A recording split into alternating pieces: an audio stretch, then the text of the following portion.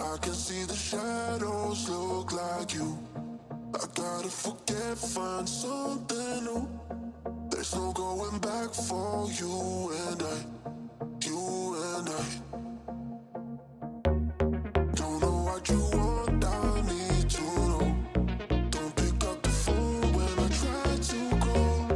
Tell me what is wrong, oh, what is right, what is right.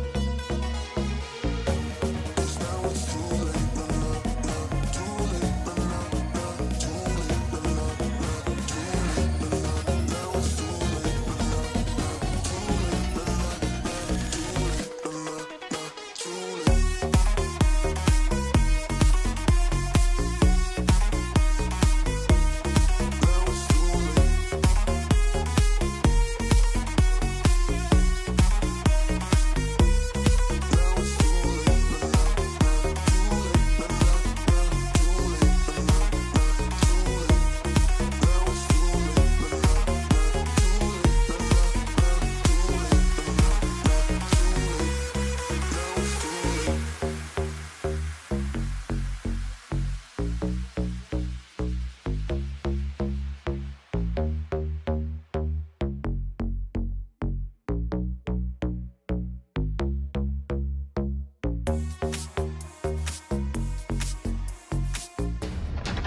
Mate, you're lagging.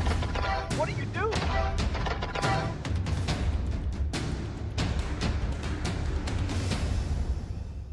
Good enough can cost you the game, so stop settling.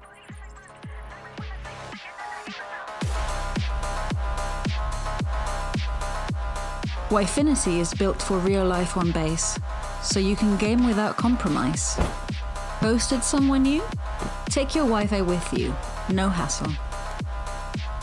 Get fast, reliable Wi-Fi with Wifinity.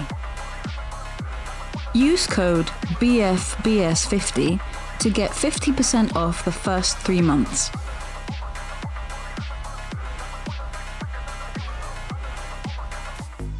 Hello there, everybody, and welcome back to the BFBS Pro League here on the Monday with the League of Legends. Rude, dude, it's playoffs, dude. How are we doing? Woo woo! Let's go! Best of 3 action, playoffs ready.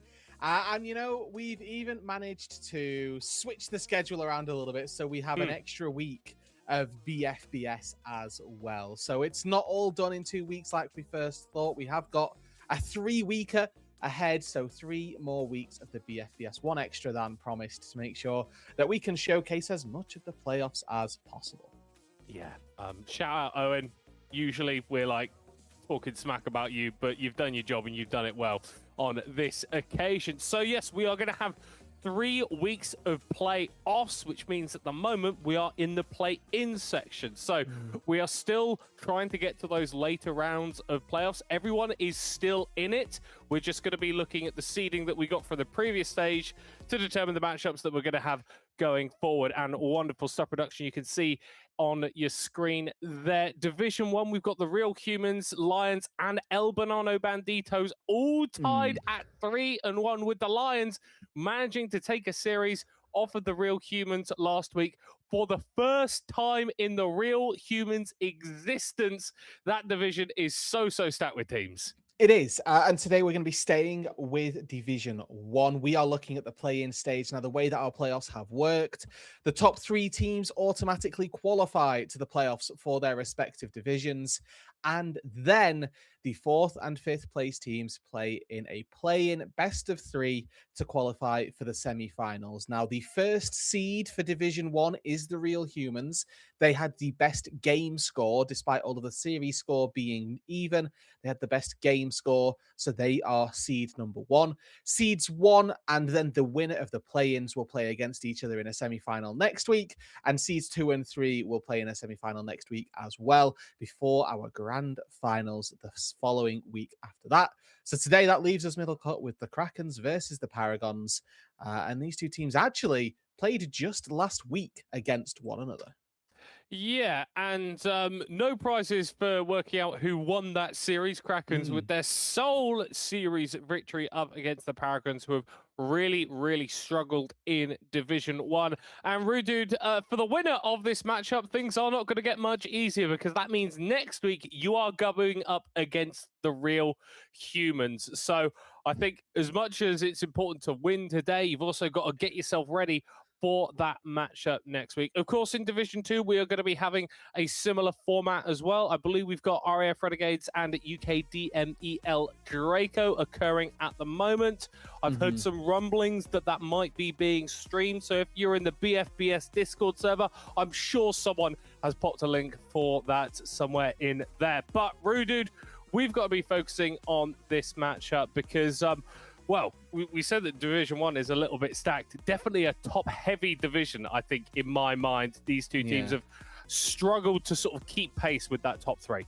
Yeah, we've got a nice triangle in the top 3 of everybody beating everybody. And then in the bottom here, well, the Paragons Tridents have sort of battled it up against one another, not particularly succeeded against any of the top dogs, but obviously somebody's got to win in that 4th or 5th situation.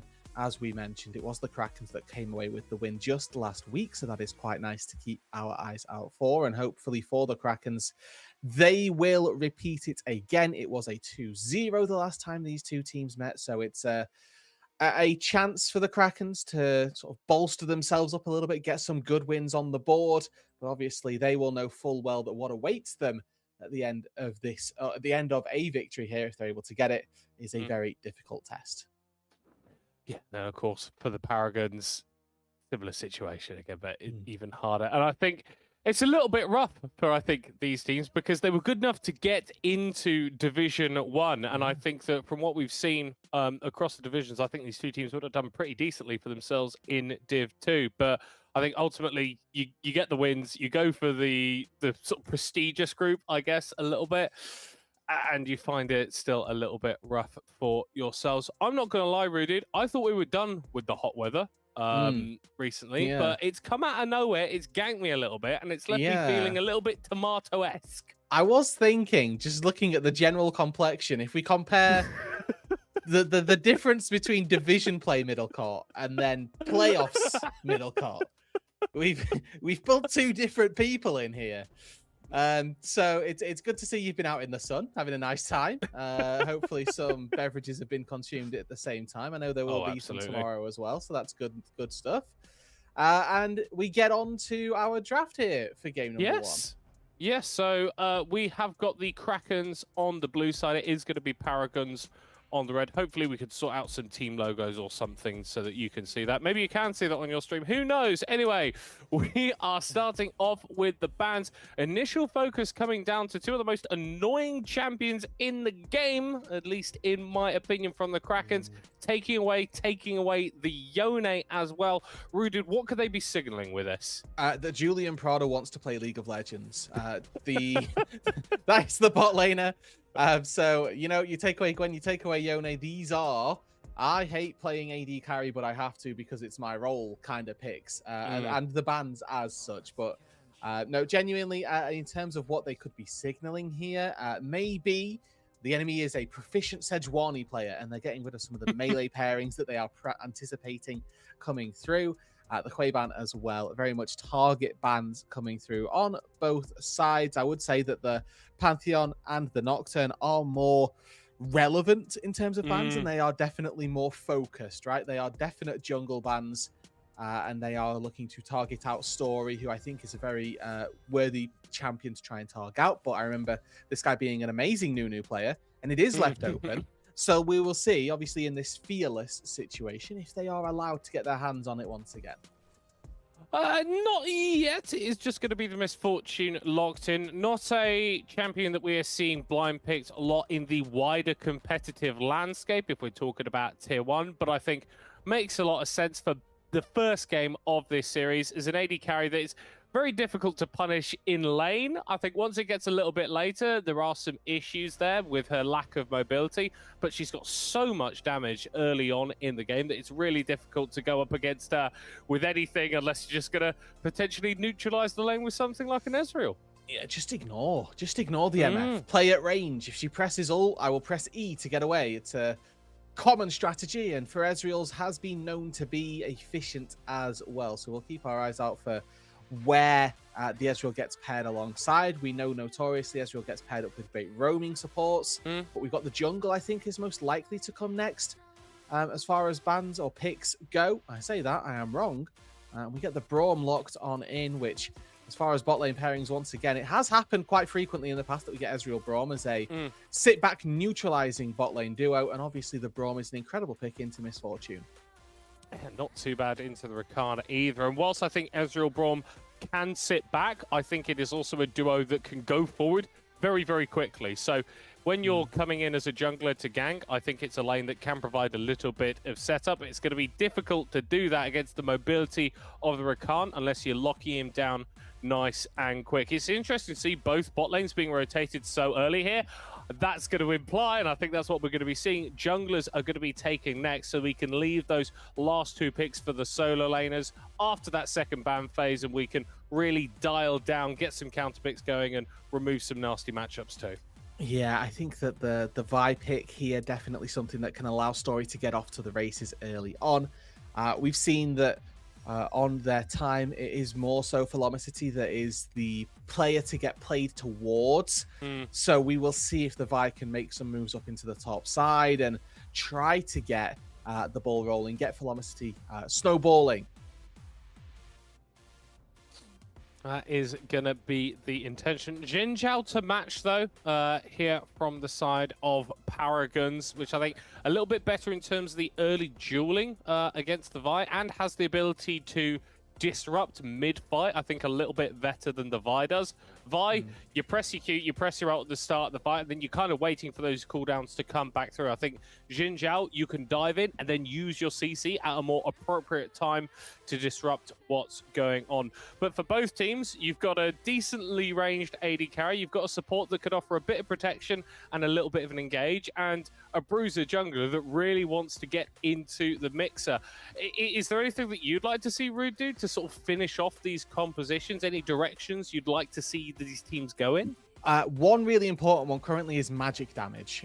We are without that really across the board, so we do need some sort of mages being picked up, and maybe a little bit of a nod to that early Gwen ban that we mentioned. I'm surprised that as we've moved through this draft that there aren't a bit more focus onto the mid lane mage pool, maybe just recognizing that there's just too many. But notably Orianna is available here, so definitely Syndra. A pick that you could look for. Syndra's open too. Yeah, there are lots of those classic control mages up and available should either side want to try and take one.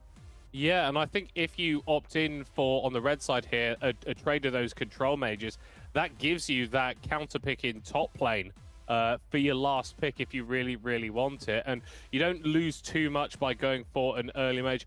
Ornn going to be the lock-in, and whilst I feel like this isn't the most sort of assertive top lane pick, and whilst it can definitely get punished, with champions like Gwen and Yone off the board, it's a little harder to do that unless you want to go into something a bit more specific like a Vayne. And importantly as well, as far as those blind picks go, Ornn, notoriously a pretty decent one, so we will keep our eyes peeled for how that top lane matchup goes, though Velocity does get his hands on the Mordekaiser, which, again, as far as Ornn counter picks go, probably one of the better ones that we can look for. So again, there's that magic damage profile being filled as well. So twofold is this answer and why it's really, really solid.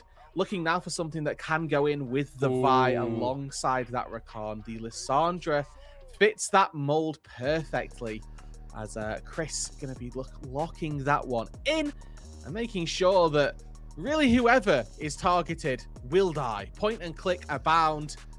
There's not too much counterplay to it. Yeah, and I feel like at the moment there's so much all-in here on the blue side that the two sort of carries that the Paragons have got for themselves in the Ezreal and the Syndra have to be so careful. I feel like it's almost impossible for them to step into the range where they can actually deal damage, because then it's just going to be Lissandra, Vi, Mordekaiser, Rakan all getting on top of them, and then that bullet time from the Misfortune laid over the top. Yeah, Erebard is going to be in on whatever backline you try to put up, and that's just not easy. Sorry? They finna be in the pit. They finna be in the pit big time. And it's a pit of destruction more than anything. But what I will say is I actually think that in this game, Xin Zhao will have quite a good time of things. There's going to be a Misfortune who, for me, just a relatively weak marksman, cannot handle bruisers if they are not CC'd off of her. And then the Xin Zhao from there, most likely going to go back to the back line, try to do some sort of defense, or just try and take that 1 versus 1, 1 versus 3. You know, the back line are going to come together. I think both of these marksmen, unlikely to have a great time of things. There's a lot of dive. There's a lot of access to the back line. If you live, excellent. If you don't, I'm not going to hold it against you. Yeah, and I think you will expect the Ezreal to be lasting a little bit more in that situation. So I think that for Julian Prada on this Misfortune, that sort of says to me, like, just go in. Just try and do as much damage as you can. Because you are most likely going to die at some point in the team fight. It's better to do that with your ult being on cooldown than just not having used it, right? Yeah. So go in, deal the damage, and you've sort of got enough pieces around you to get the rest of it going. Like, I think we've spoken a little bit before on this broadcast about compositions that are sort of 3.5 damage, 4.5 damage, stuff like that. This feels a little bit weird for me because I look at Vi, Mordekaiser, Lissandra.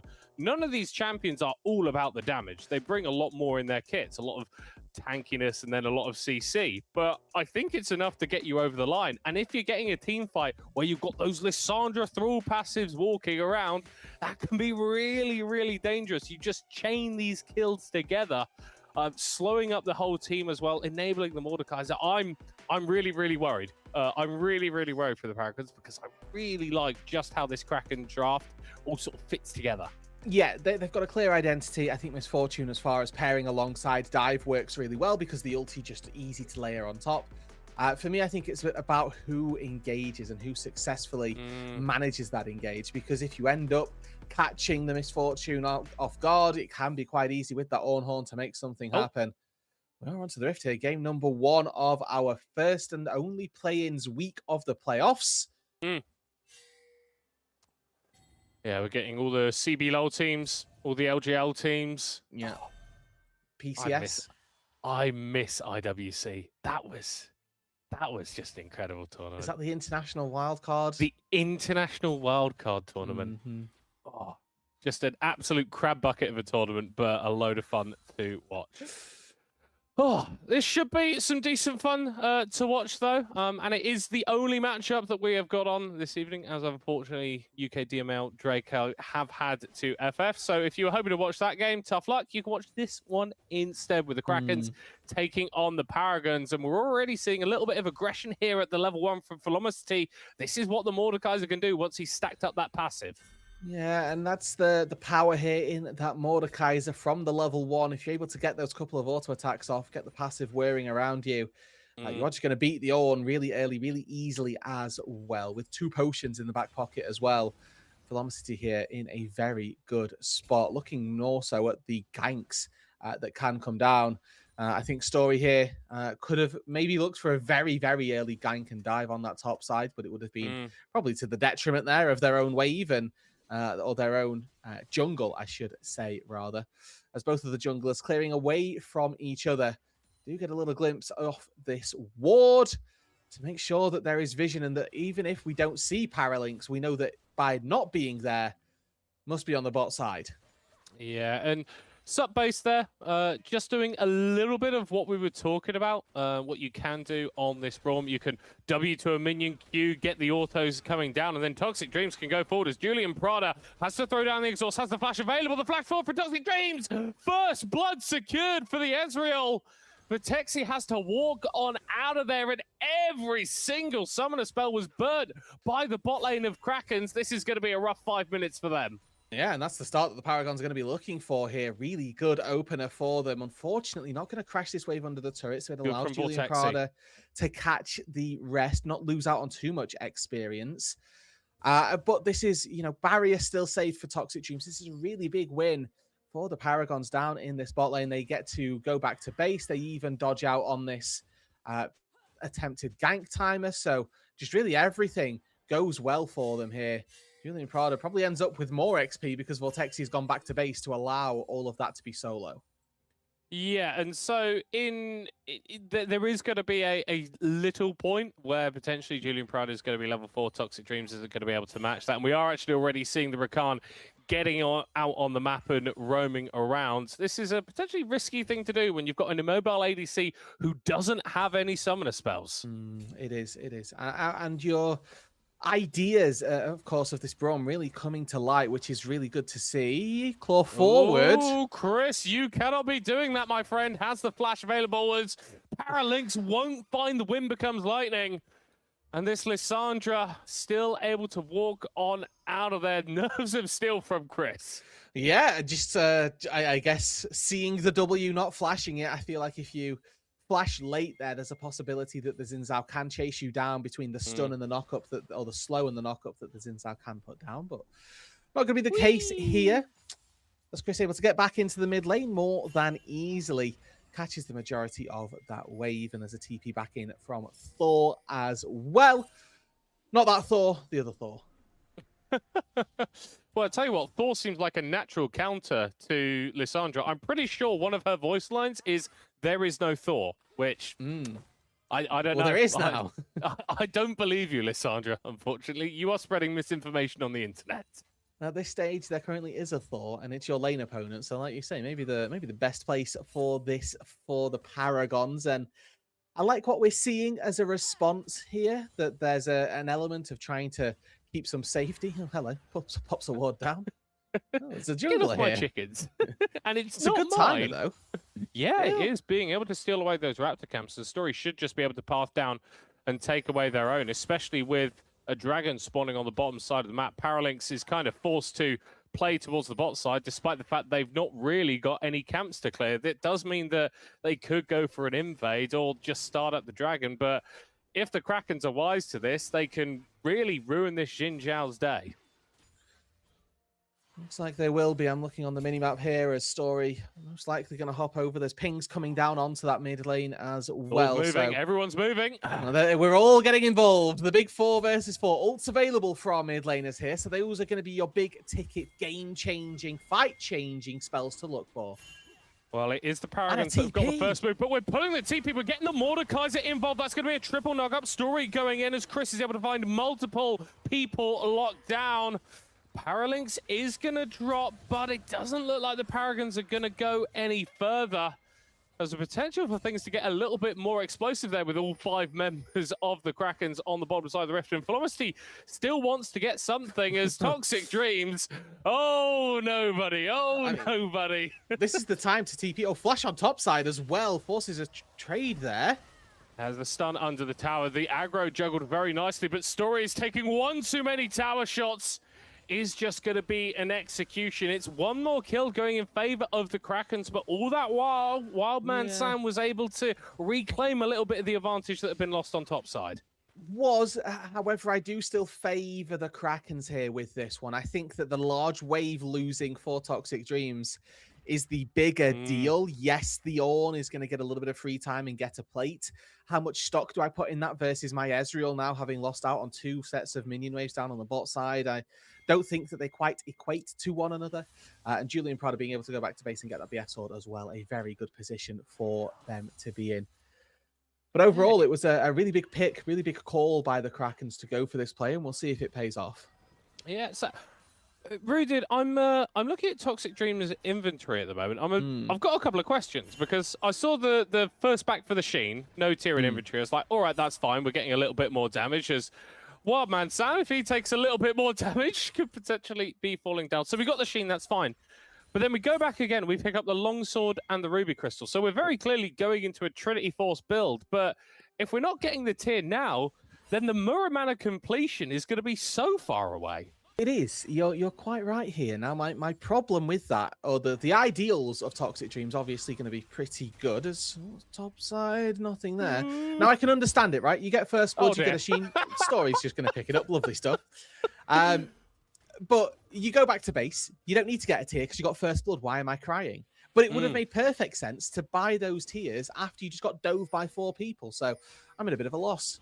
Yeah, it would have been very thematic. Story recognizing that Paralinx is doing their red buff and instead would like to take away the grubs. We've got Thor moving towards the top side, but I think they're covering for a potential invade from the Vi, as both solo laners now from the Krakens able to move over and take away these grubs. And it was a really nice early kill coming down for the Ezreal, but I think it'd be difficult to say, Rude Dude, that any team other than the Krakens are the ones that have had control over this early game. No, and again, I think that does come down to, well, the fact that it's not progressed further down on the bot side comes down to Vortexy holding that wave. Julian Prada, when those early deaths happen, it's so much more about the experience than it is about the gold that goes over. And the fact that Julian Prada was able to stay even and is now ahead in that aspect really is quite good for the MF and doesn't really allow for the Braum and the Ezreal to continue putting that damage, that hurt down. The Braum, of course, not the best answer actually for specifically the Rakan. The reason Rakan's so good into the Braum is that Braum takes 3 auto attacks plus a Q to be able to stun the Rakan, where when he's got all of the CC available, he can get in and get out in that window. And I'm not going to lie here, Rudy. I'm looking at Toxic Dream's mana pool, and I'm thinking that they'd have a bit more wave control. They'd be a bit sort of more free to throw out those Qs if they'd purchase a tier of the Goddess. And we haven't seen it in top lane, but I think it's been coming for a while. That's a solo kill from Velocity onto Wildman Sam, and the Ornn doesn't have that teleport, so we're going to start to see a little bit more of an advantage being pushed in this top side. So then my question would be, you chose the Ornn to be the blind pick. It has now been countered and isn't actually able to withstand that pressure.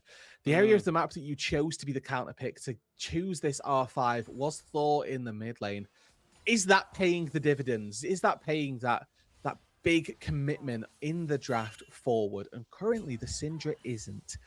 Is relatively even in gold, ahead a couple of waves of CS, but for me, that's not really the biggest deal. So I'm looking at this thinking, well, for me, the Syndra is not far enough ahead to justify not having just taken it earlier on and allowing your top lane maybe a slightly nicer matchup. Yeah, because I mean, it's looking pretty brutal right now. 20 CS down here for Wildman Sam. First item, Rylai's completed by Velocity. So recognizing that they don't actually need more damage. They are going to win all of those trades every single time. The thing that is limiting them is their ability to keep enemy champions near to them. We might have a dragon spawning soon. I'm assuming that's why everybody is down here. Story potentially going to get caught up, thrown up into the sky, double pullback into the death realm. There's going to be a kill in favor of the red side team as Vortexy is just about able to survive for a little bit as Sub-Based is getting low. Chris is going to be chunked down as well. Thor's taken low. We've got a fight on multiple fronts. It does look like it is the Krakens who are winning out. Multiple members of the Paragons dead, and Velocity just able to TP on back to top side and catch that wave. Yeah, this is again another play sort of initiated without a top laner. Velocity made the effort to walk all the way down to the bot side for this dragon. It's a real big commitment by the entire team to say, we want our top laner to be there. And, again, shout out to Velocity for making it happen. Pushes one wave in and, again, might lose out on a little bit on that top side, but gets enough gold in response. 2-0-2 on the Mordekaiser. Has had a very solid laning phase and might continue that into the mid game as well. Yeah, this Mordekaiser is going to be a problem. And well, that's a little bit of an issue when you're getting a Cloud Dragon stolen away like that. Paralinx with some good news for the Paragons, but if you look right there at the top of the screen, that equalizes the dragon count, but the gold situation is still significantly in favor of the Krakens. Nearly 3,000 to the good, and that's going to be even more when this top tower eventually goes down. Wildman Sam being caught into a little bit of an extended fight here up against Velocity, and the Ornn just does not win that. Flash forward with the obliterate. Kill number 3 for this Mordekaiser. Gonna get some tower blood as well. And that will be first brick falling as well as that second solo kill for Velocity, who is having an absolute heater here in game number 1. This top lane disparity. Oh no, happening. What? Oh dear. They're trying to push out that wave in the bottom side. It was a flash invested from Chris, and Toxic Dreams goes down. It's starting to look a little bit nasty, Rudu. The Krakens just keep turning the screws. They're turning up in mid lane again. There is nothing that Thor can do. CC'd for the duration of the rest of their life, which was tremendously short, and now that tower is going to be on the chopping block. Paralinx and Subbase looking for something here in the bottom lane. It's a route under the tower. The Lissandra just doesn't go down, and the Brawl is traded over. Oh my word, it is going from bad to worse for the Paragons, and for Krakens, everything just keeps coming up heads. It is, and then Story comes in to finish off Paralinx as well. It's not for a lack of trying here for the Paragons. I really feel bad for them because they are actually looking to make so many plays and try to find a way back into this. It's just really by the slimmest of margins that they're actually not quite able to do it. And it does feel rough, it does feel bad, but you have to give credit to the Krakens where it's due because they are playing out of their minds right now. Absolutely. It's been, well, great stuff from everybody involved. I feel like I've said that a few times with a few of our teams over the course of this split. But for the Krakens, who have had a bit of a rougher journey through this competition than some other teams, this will feel really nice, especially in game one of a series that you have to win to make it to the main playoffs. Of course, like we've mentioned, a game in the main playoffs next week, not going to be an easy one either. The real humans watching this game with bated breath to find their opponents, but definitely not an easy one for whoever comes out on top. Again, a reminder that these two teams did end up playing just last week. Obviously, the Krakens 2-0'd then, and they're looking to continue that here with a 2-0 once again. At least starting off game number one very convincingly here. Yeah, and it's looking rough for the Paragons as that goal lead is already 6,000 in the advantage, and Chris just keeps killing people in that bottom lane. And I'm looking at this build path. This is very much geared toward doing damage. Yeah, this is, I'm going to hit you, and it's going to hurt a lot. Velocity able to go into the death realm there, and is fighting up against Paralinx, dealing a load of damage to Paralinx, who's just about able to knock them back into the tower, but that's not going to keep them alive. And now everybody else on the Kraken shows up. 3 more kills in their back pocket. They are accelerating this game rapidly towards the Paragon Nexus. And it's all around this focal point of the top side. Such a pull that Velocity has had for both sides. Julian Prada, Vortexi, and Story make their way up there to protect their Mordekaiser. And in the 1 versus 3 with Subbase Paralinx and Wildman Sam, it didn't really look like the Mordekaiser was under too much threat. The Ornn not really with the damage, the Braum definitely not with the damage, and when the Xin Zhao's getting 1 versus 1, there's just no way to succeed. I'm not going to lie, I saw Story's vibe portrait pop up on the screen. I was like, who have they killed now? You know, because that's just what it feels like for Krakens at the moment. They are 16 kills to the good, 16 minutes in. I feel like any discussion of a comeback needs to be, well, this needs to be halted pretty damn quickly. This game could legitimately end in the next 5 or so minutes. So Paragons, if you're able to hold it for longer than that, you'll be achieving a victory of some sort. Yeah, and I think that the problem is we don't really know that this composition scales all that well either. The Syndra's good to pick up 1. The Ezreal may be good to pick up a 2nd, but I'm looking at that tier, which has finally been completed by Toxic Dreams. And I say completed as in the sense that they've bought it. 9 stacks up to, well, 15 now, but it's going to be a long, long time before that Muramana gets completed.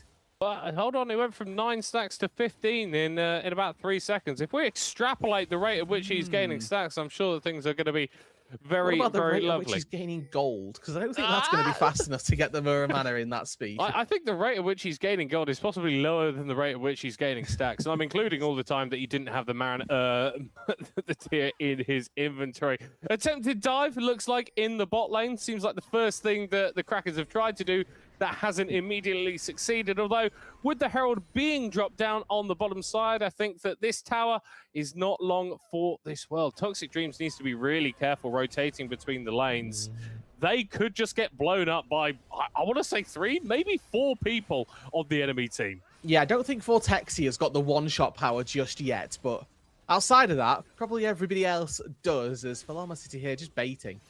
Yeah, honestly, the Mordekaiser couldn't just exist for so long. He's gone into the death row up against Parallax and has hit him really hard on the head with a mace. Generally, that kills guys, and there's no exception for the Jinzhou here. It's a triple already secured by the Mordekaiser, and this is just looking a little bit disgusting. Wildman Sam, stay in that top lane, otherwise you are just going to be a pentakill. It's already 4 secured for the Mordekaiser, and the Krakens will be hungry for that last kill. Yeah, it's a pretty generous timer on that pentakill. I just think that Wildman Sam might have a little bit too much HP, especially underneath 2 Nexus turrets. But you called that this game might end in the next 5 minutes, and I was skeptical, to be completely honest with you.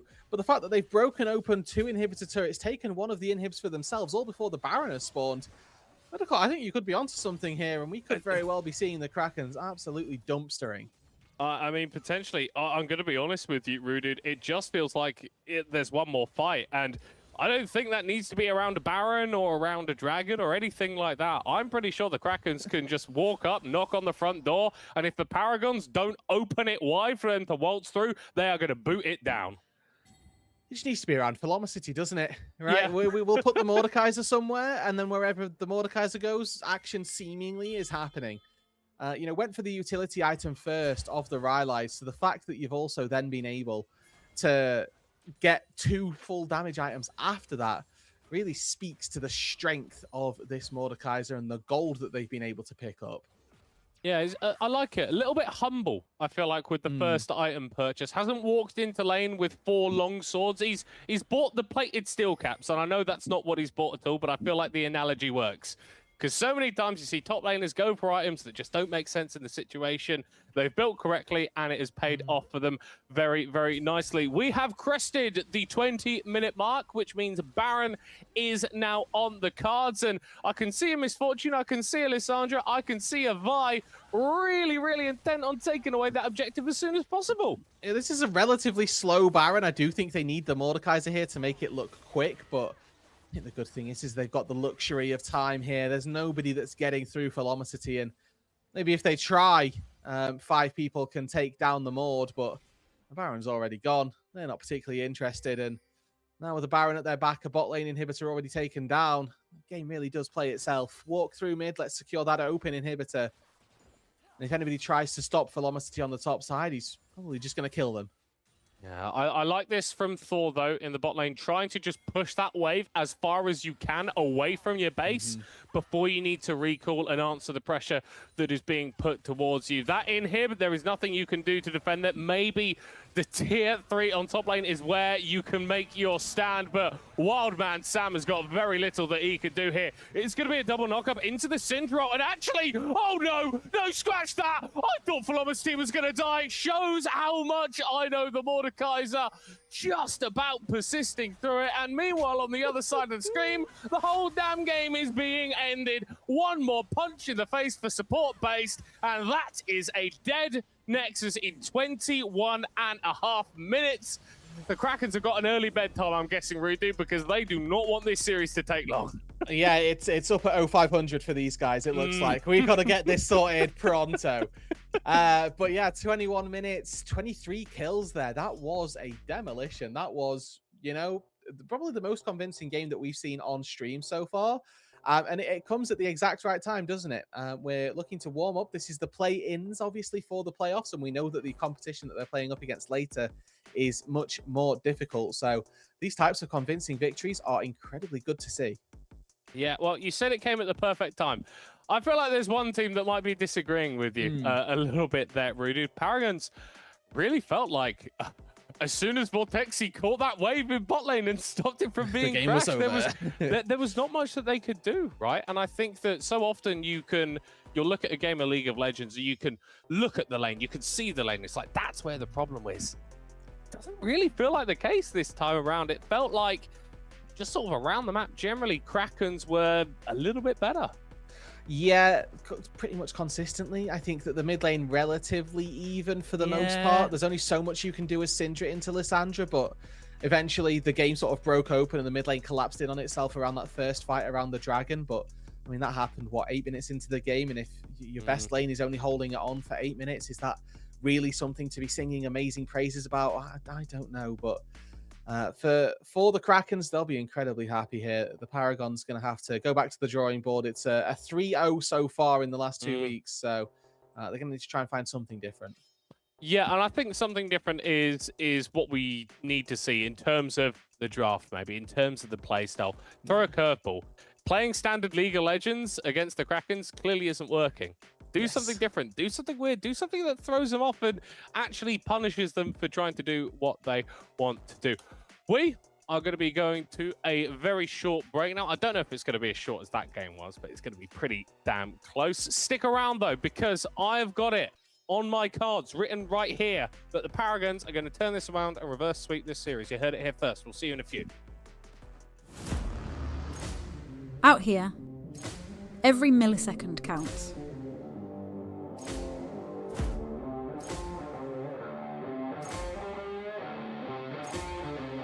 And in here, every millisecond counts too.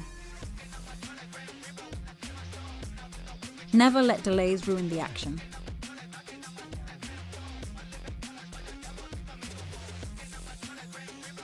Upgrade your Wi-Fi to Wi-Finity.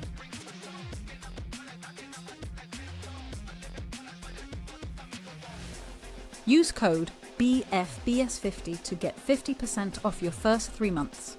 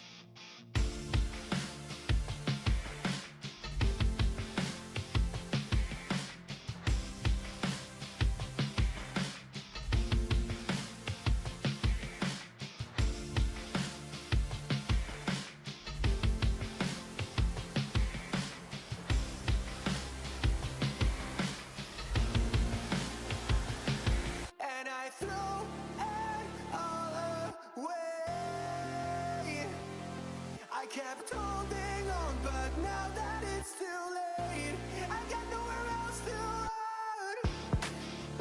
How can I come out of this alive?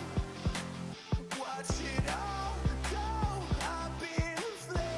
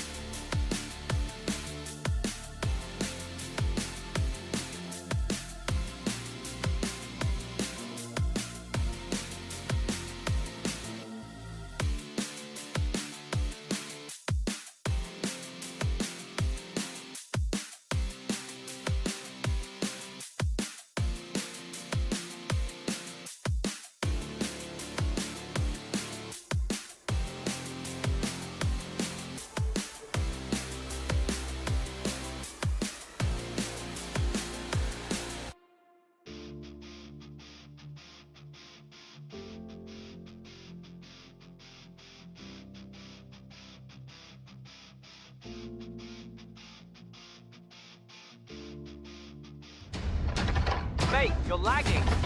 What are you doing?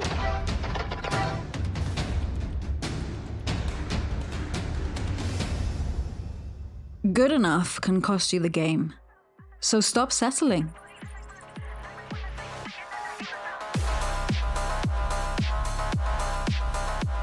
Wifinity is built for real life on base, so you can game without compromise. Posted somewhere new? Take your Wi-Fi with you, no hassle.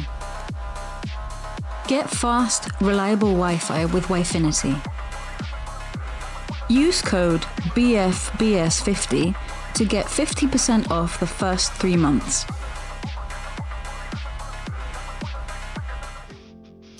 Hello there, everybody. Welcome back to the BFBS Pro League here on the Monday with the League of Legends. We just witnessed, I'm pretty sure, unless Owen's lying to me, the fastest stream game that we have seen all split long here in the BFBS Pro League, with the Krakens taking down the Paragons in convincing fashion. And I promised everybody before the break that the Paragons were going to bring this back. We're going to win game 2. We're going to win game 3. And Rude Dude is now going to explain to you how they're going to do that. How are you doing, bro? I can't speak for the fear of this bus that I've just been thrown under. That has immediately come crashing down on me. Hey, look, I'd love to tell you that I think that this is going to be a reverse sweep. And you know what? 100% of my being wants it to be a reverse sweep. But is that more likely than not likely? No, it's a difficult road ahead, to be completely honest with you. And the Krakens looked incredible in game number 1. They are the team who, throughout all of our streams, have won the fastest games. They know how to close a game out when they're ahead. So the idea that this might somehow turn back into another series is possible. Don't get me wrong, but is it likely? I'm gonna side with no. Seeing as you've not been willing to sort of put your neck on the line, I think I will do. I'll go on then. You're talking about the ability of Krakens to sort of translate these leads and close out these games quick. I think then it becomes really important for the Paragons to deny them these leads as much as possible. We saw the swapping around of top and mid lane in that pick order, between the 4, between the 5. We blind picked the Ornn, that got absolutely blasted. We counter picked with the Syndra, which we were already hovering on the 4th pick, and we weren't really able to get anything done with that.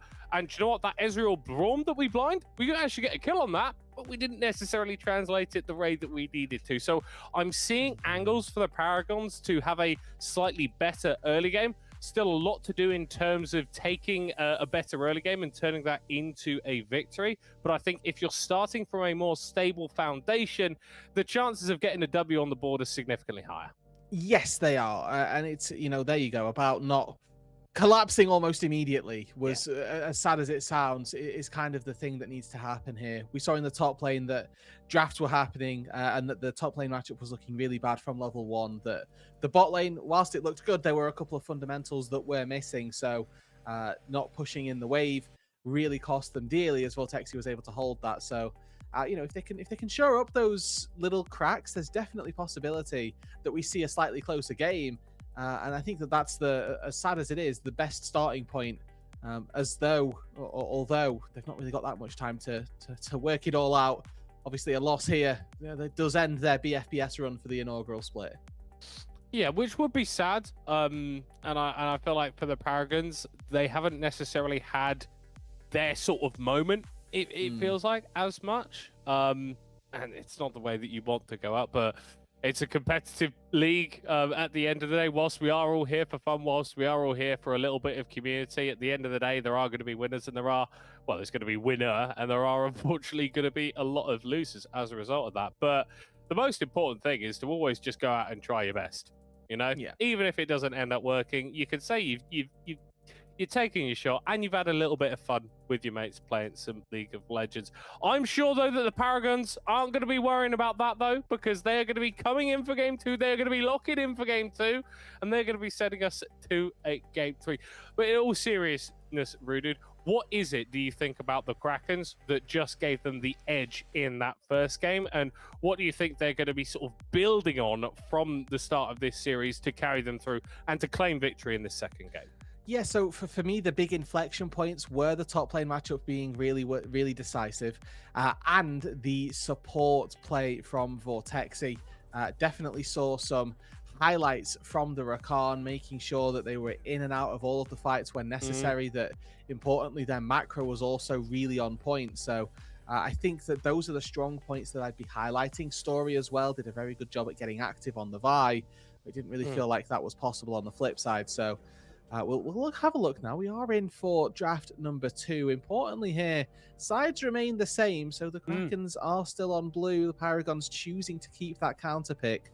And we'll see if that ends up with giving us a slightly better draft for them.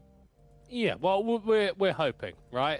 We are into that draft, and we've got the second, the second draft, the first set of bans in this second draft, and they are looking remarkably similar to game 1. It's quite interesting, Rude. I've noticed that with Fairness, quite often the bans will remain the same, and it takes a while for you to get sort of deeper into a series or a very high level of competition for those to actually change in between games. I think most teams' read of this format is that there are 3 champions you don't want the enemy team to play, and we're just going to prevent them from playing that through the entire thing. With that Swain ban coming through, we are 6 for 6 in terms of bans, mirroring game 1, and that Renekton is going to be B1 locked in for Velocity. And you know what, Rude? It's not quite a Mordekaiser, but it's about as close as you can get to a Mordekaiser. I mean, I think it's a little bit scarier, to be honest. Renekton, known for his laning dominance and the prowess that he has through the laning phase. So I think that with this, they're sort of trying to alleviate the power of that counter pick. We usually see Velocity, and we have seen him blind. So the Krakens here just saying, you're going to have to blind anyway. Let's do it into the entire composition. Yeah, Jax is going to be the lock-in instantly to match up against the Renekton. Feels like a very early time to go with Jax in terms of you don't really know what the rest of the team is going to look like. The Counter-Strike, decent for dealing with the Ruthless Predator, but in my mind, Rude, as long as the Renekton is sort of holding that, baiting out the Jax, you can still find advantages in the lane, even though there's that sort of one-to-one ability counter. Yes, it is a very much skill-oriented matchup in that sense. If the Renekton can get the W down before the Jax ever ends up using the Counter-Strike, then that's a really good way to get a quick trade and then hop back out. The Jax very good in those longer trades, especially up against the Renekton, where he's very good at taking these short, bursty trades and waiting for those cooldowns to come back up. Really is the pitfall of Renekton. We do see a really nice pairing already locked in. Story takes the Sejuani, just really making sure that the CC chain is going to be there. A brand on top of all of this as well. Could go to Chris, could go to Vortex, it could go to Julian Prada. Yeah, it's a nice lock-in that gives them now a bit more team fight bolstering. Yeah, it's interesting. I feel like traditionally when you look at a composition and go, they've got a really strong core to build from, you're looking at like a bot lane duo with a jungler. But here we're like, well, we kind of don't know where the brand is going, but already you've got a group of champions that are really going to function well together. On the other side for Paragons, though, a Mumu Silas, I really love that as a combination. A Mumu passive giving that bonus magic damage means that Silas is a bit more of a threat, and the ability to steal away something like the Glacial Prism from the Sejuani is going to give you really good engage. But I'm actually a big fan of taking away the Dominus from the Renekton, giving you a load more HP and a load of AoE magic damage whilst you're in the thick of it, dealing damage. Yeah, and obviously the AP Renekton memes kind of come to life when you are playing Silas. The Wizard Lizard. The Wizard Lizard, it comes to life for the Silas here because you steal away the ulti and then you do a boatload of AoE damage just by existing with people and all of the tankiness that comes from this. It's not quite an Alistair level ulti of taking it away, but it definitely exists as a way to be a nuisance. Now, you might think, wow, Brandle can be really important, but the thing that makes Brandle so powerful is the synergy with the passive and the layering of other spells over the top of it. Obviously, Silas doesn't get to steal the entire kit, and that passive proc won't be coming through. So it is just a good little burst of damage without actually doing all that much more. like the brand will be able to. But as we take a look through the next set of bans, the Malzahar taken away, the Leona taken off the board as well as the Draven and Jinx. So a very strong focus on marksman by the Krakens, and the Paragons here still a little bit in two minds as to where they want to put those bans.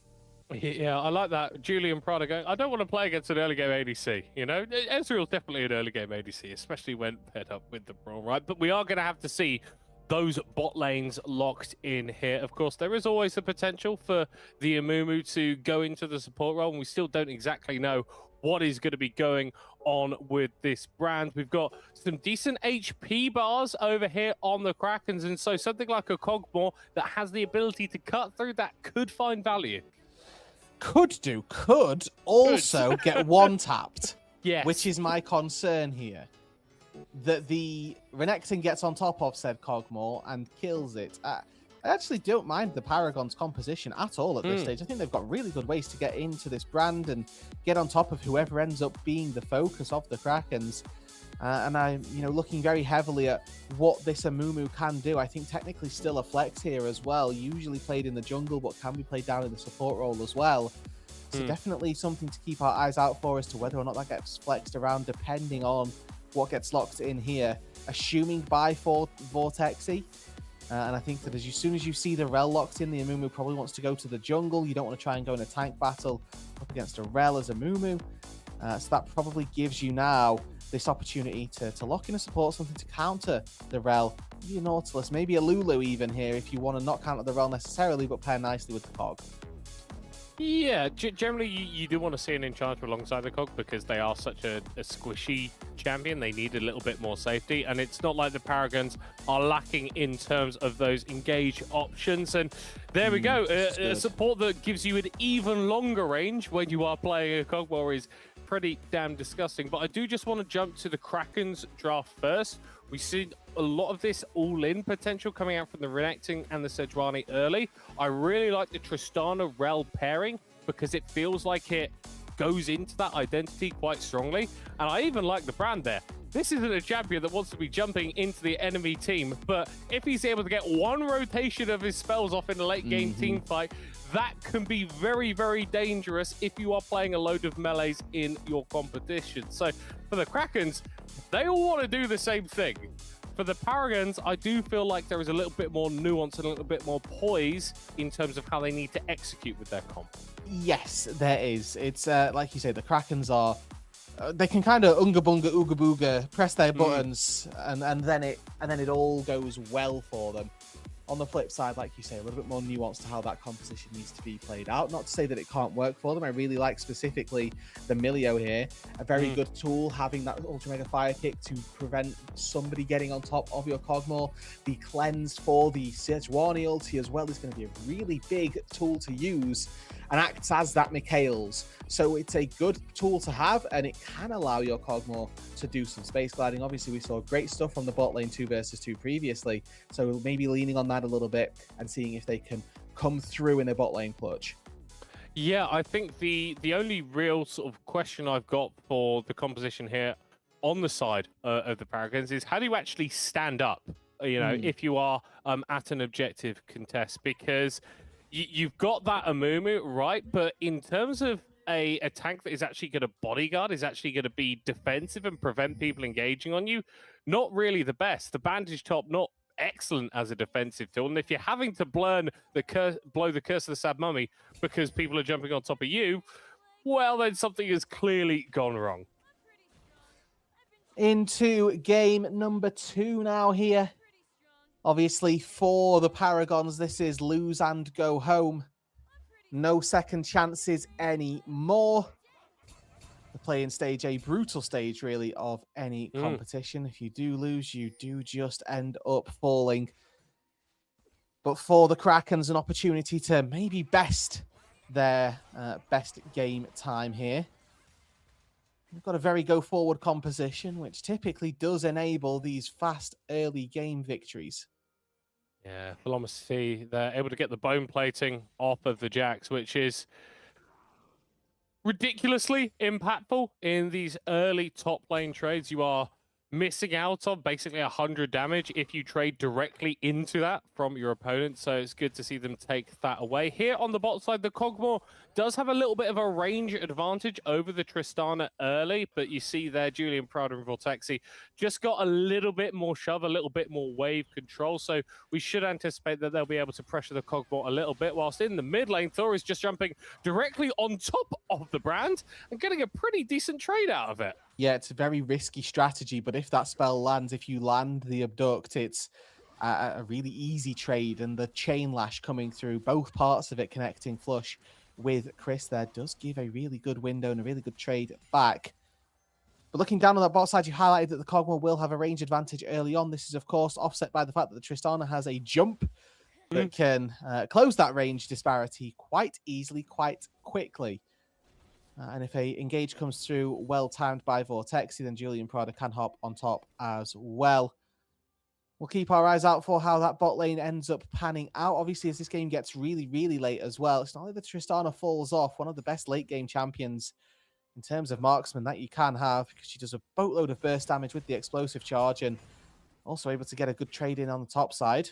We've got a pretty good trade in the mid lane as Chris has been able to take down Thor for first blood. And the fact that the Brand is able to do this to the Silas nice and early is going to be excellent. Of course, Brand has a decent number of base damages, but we highlight him, Chris, as potentially the guy who's going to be most at threat by the Paragons composition. And a way to counteract any sort of threat, both in real life and on the Rift, is having a bit more money than the guy who's trying to step to you. Yeah. That'll work for real life, will it? So if a rich person comes up to me with a gun and I say, no, I'm richer, then I'm okay. No, they legally have to walk away. Oh, wow. That's crazy. Show me your bank account. Open up your... This does not constitute legal advice. The BFBS is not responsible for any action that may be taken as a result of this. Oh, Wildman Sam, you're jumping towards in the lane. Things are very clearly not going too great for you, as Velocity has already been able to get a little bit of an advantage. Story caught out, trying to steal away some stuff from the enemy jungle. Paralinx flashes to follow the Sejuani. Ultimately able to take him low, but not take him down. I will say the Paragons are stepping up a lot more. Julian Prada needs to be careful, has to flash away. The barrier is going to be used, but he can't get in range. One more also, and Toxic Dreams gets it. He gets the drive as well to stay alive. It's another one for the Paragons. A double kill in the bot lane, and Rooted, they're going to get this wave shoved all the way under that tower. And that's what they did not manage to do in game number 1. They found the 2 versus 2 kill, but Vortexi held the wave this time round. Vortexi can't hold the wave if Vortexi's dead. Perfectly executed by Toxic Dreams and Subbase, and that's the way that this game needs to play out. It needs to be around this Kog'Maw, and that scaling aspect goes back, gets the tier 2 boots. Now evading the rel engage becomes even easier, and we will see, hopefully here, a real showing from the Paragons, if not from the squad, but at least from the bot lane.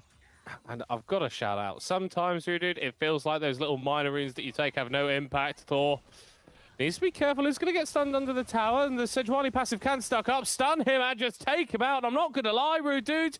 I feel like if the Silas just walks away, he's A-okay.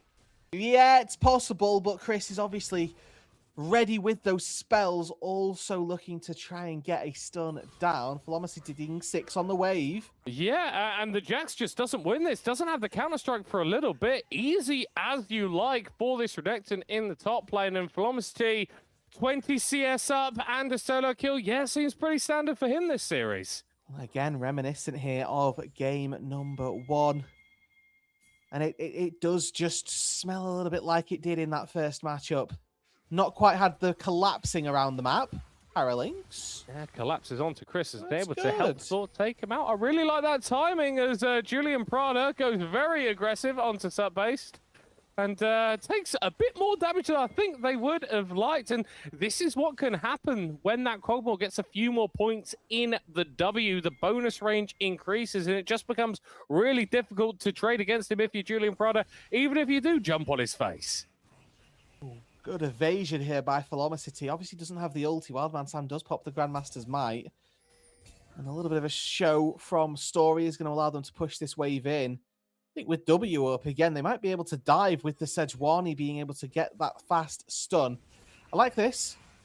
There's Story's tanking it up. He's actually going to get stunned under the tower, and Wildman Sam is able to stay alive, and crucially, that wave has not gone all the way under the tower, so Velocity can't go for anything here. It was, meanwhile, Thor solo kills Chris in the mid lane, and out of nowhere, the Paragons have come alive. They've got 5 kills, more than they got in the last game, Rue, dude. Only 6.5 minutes in.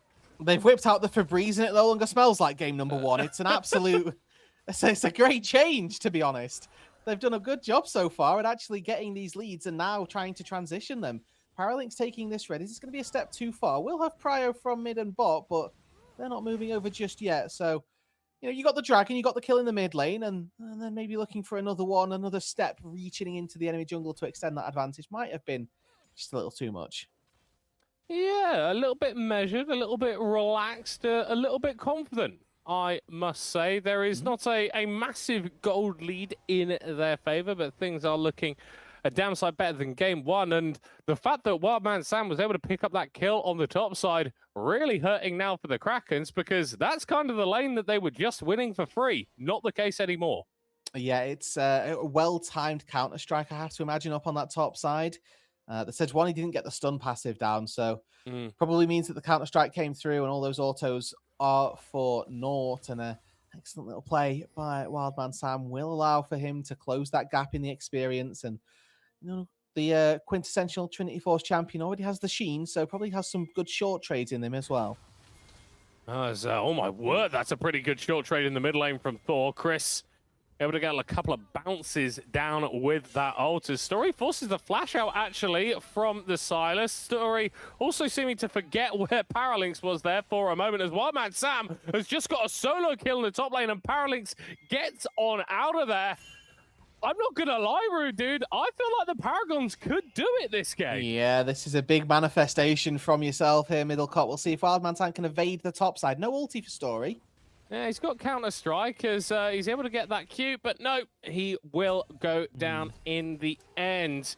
Oh, the Krakens able to punch back a little bit as Toxic Dreams is sent under the tower, but not going to take the shots. Just falls down to the Tristana, who gets the level up, gets that jump away, gets the solo kill, and that keeps that gold nice and even. Thor now looking for a play onto Story, who crashes away as the ultimate is thrown just past his window. It's going to be the Void Grubs picked up here for the Paragons, as the gold lead is still not growing really in their favor, but crucially, they've been able to take away both of those early game objectives. And that's a real change up once again here. So good to see that the Paragons are looking active in that neutral game department, as well as trying to get a lead in some of their lanes. All 3 of their carries here, Middlecott, with 2 kills. A very nice even distribution of all of their money. Mid lane now, Chris not going to get hit by that abduct, but we know that this is a pretty rough matchup for any control mage up against the Silas. Can out-sustain you, can sometimes out-damage you as well. Velocity doesn't have the dominance, has to flash away from Paralinx, who has the Curse of the Sad Mummy should they need to use it. Will flash forward to just guarantee that stun going down onto the Renekton, and Wildman Sam picks up kill number 3. The Jax picked R1 here for the Paragons. Krakens had all the time in the world to counter it, but that is not what's going to be happening here. This Jax is well and truly off to the races, and Thor is keeping up with him with another solo kill in mid lane. We're going to need to look in bot lane as well, because I'm not going to lie, it wouldn't surprise me if Toxic Dreams and support base go for something now. So this is a really big pickup for Thor here. This was when you are... I don't think they were down an item, as Chris hasn't yet, or had just base to pick up the Blackfire Torch, but you've got 6 stacks on your Dark Seal now. I think that's a really big boost for the Silas to be able to skyrocket towards maybe a Medjai's, but if nothing more, it's a lot of damage and a real advantage in that 1 versus 1. And Silas, just with too much sustain through that Kingslayer, is very frequently able to take these trades, which might not look good, but then heal them back up afterwards. Now, up against the first item, it might be a little bit more difficult. The brand obviously synergizing so greatly with just everything that the damage over time items have to offer. So Blackfire Torch and Deathfire Touch both just synergizing so nicely with the brand passive. You take 1 spell and then you're taking damage for the next 20 seconds. Doesn't feel particularly fun, as I imagine top lane is not going to be feeling particularly fun for Velocity in a moment. Is still playing Renekton, will still have angles, but those are rapidly going to fall away as the Jax picks up more and more items. We've got what looks like an attempted play towards the mid lane from Vertexi and Story, but it isn't going to pan out into anything. Rudid, if I'm Paragons right now, what do I need to do to keep this league growing, to push myself to a third game? I think the answer is before you on our screens currently, which is try to continue with those neutral objectives. The mid lane seems to be quite self-sufficient in terms of finding those leads. And if I'm Paralinx at this stage, I'd maybe look towards this bot lane. They've got a composition that does scale incredibly well between the Jax in a side lane later on and the Cogmore in a team fight.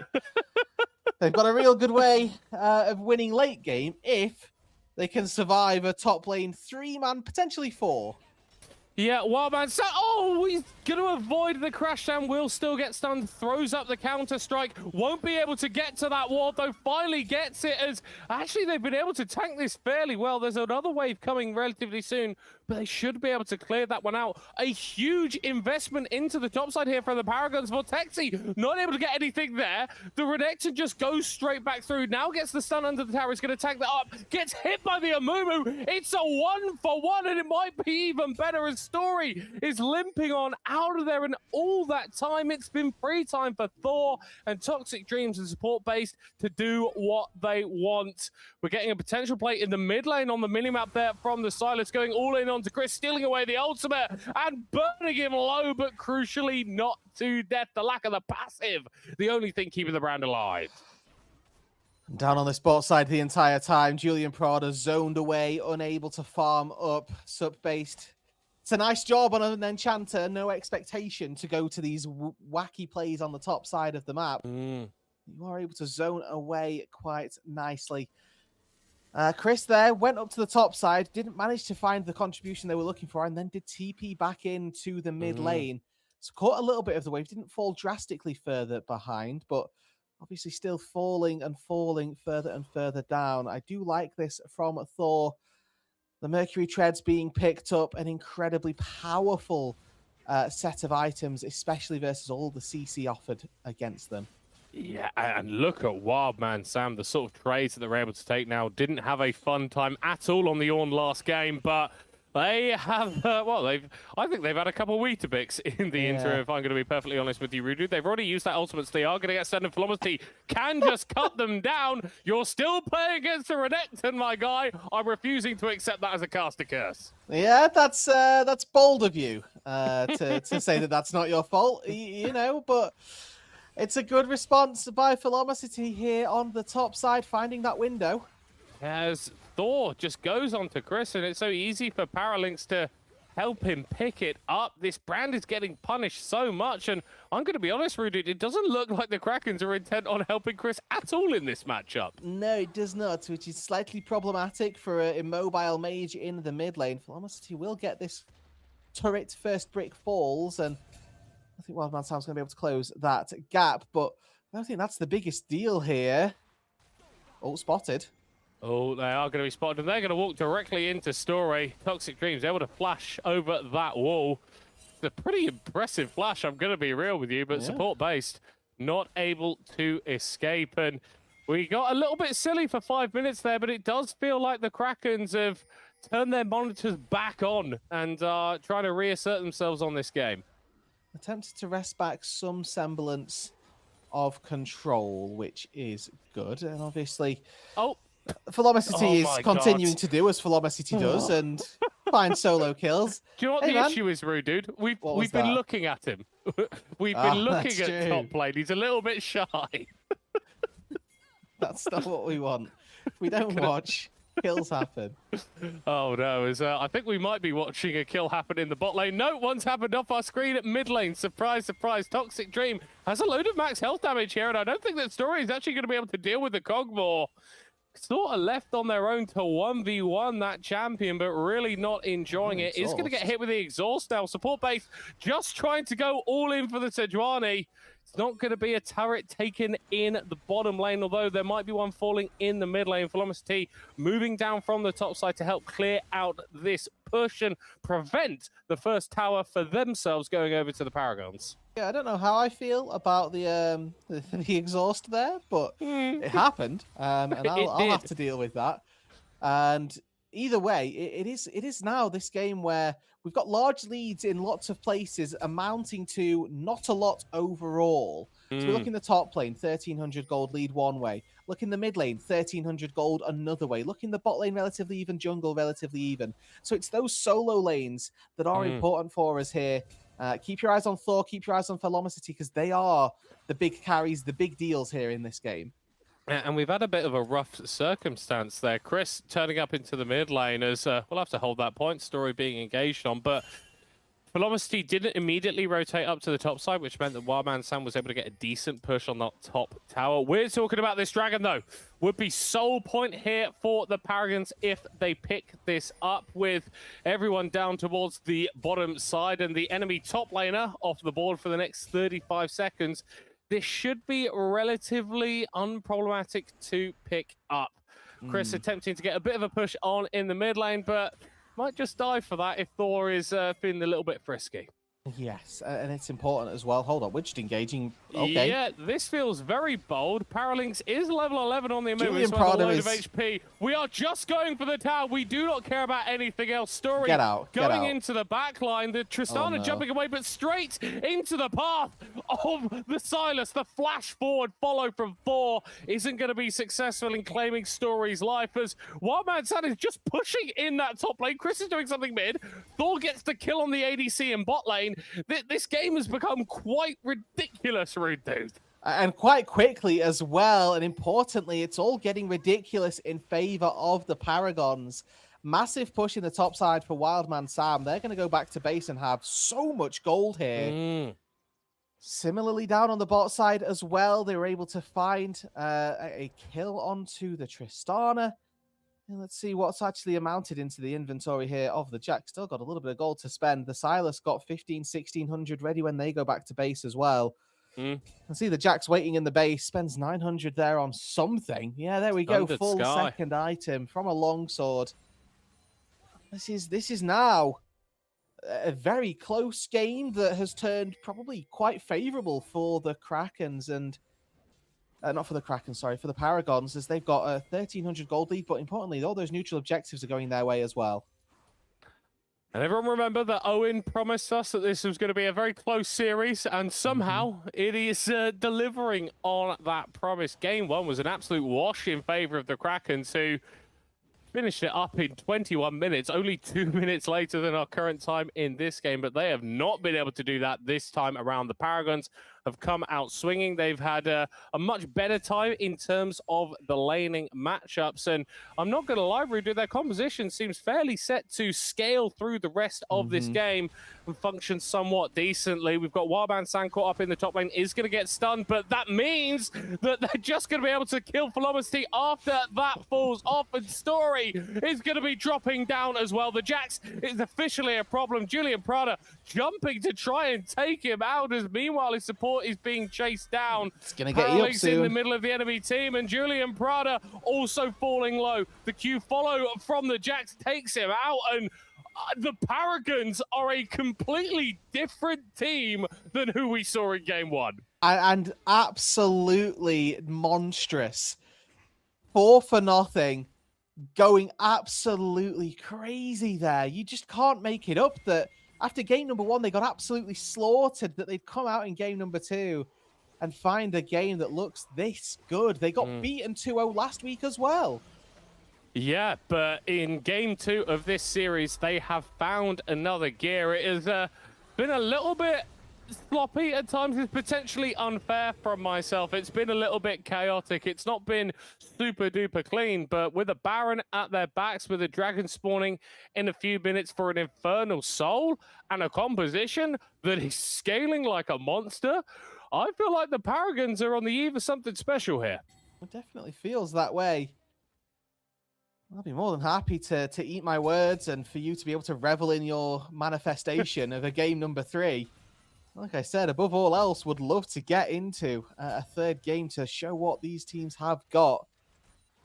And it very much looks like we're heading that way. 4K gold lead now, and like you say, the scaling aspect very much in their favor. Would advocate that there's a small chance that this Tristana can do some carrying later on if there's an appropriate team fight setup for the Tristana. But the way these fights have been taken, it's been very chaotic, very dysfunctional, I think is my best way of phrasing it. And that's really benefited the skirmish nature that a Silas, a Jackson, and a Moon will love to thrive in. Yeah, a little bit of disorganization, a little bit of chaos. And we thought that the Renekton and the Sejuani were going to be able to dive into that just fine. But when you're playing up against bruisers and you're playing sort of bruiser champions as well, if the other guys get a lead, there's basically nothing that you can do. And I feel like that's going to be the story of Velocity and story as we move through this game. It's great that the Sejuani hasn't been put too far behind, but look at the situation that she's trying to play into. I think that's very damn difficult. It's not looking good, oh dear, for Velocity. Yeah, no, apparently you're not allowed to defend that tower. We've got Story moving over to provide a little bit of assistance, but when we're using Sejuani ult defensively, when we're using Renekton Flash defensively, something has gone wrong in the game. And when something's gone wrong in the game against a level 16 Jax with a Baron buff, generally, it ends with a grey screen for you and your entire team. Unfortunately, and unfortunately, an exploded Nexus to boot. It is a really good use of the Baron here. They've taken down a couple of turrets, started to extend that gold lead, and last time we checked in, it was a 1,300 gold lead for Velocity. In the space of time that he's accrued around 2,000, Wildman Sam has accrued about 5,000 in that space of time. Like, it is a monumental advantage being picked up. Yeah.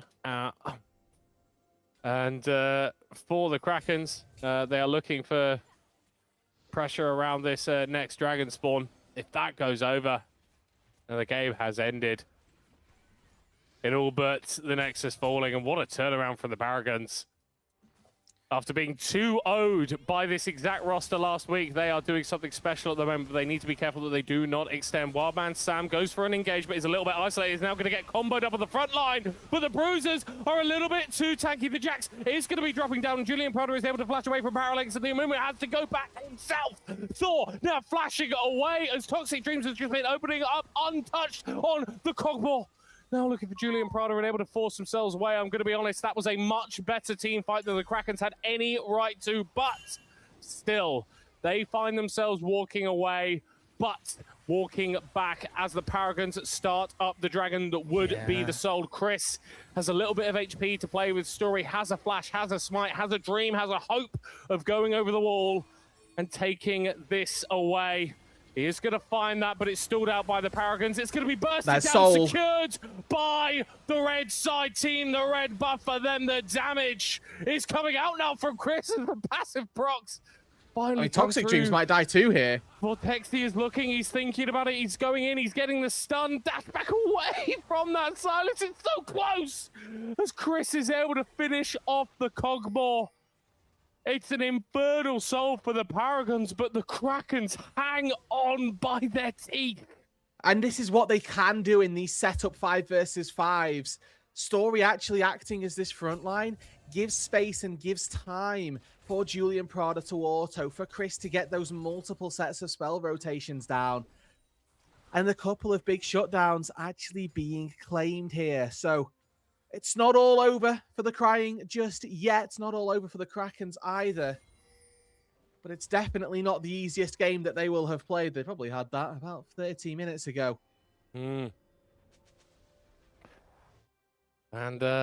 similarly, not too easy for the Paragons either.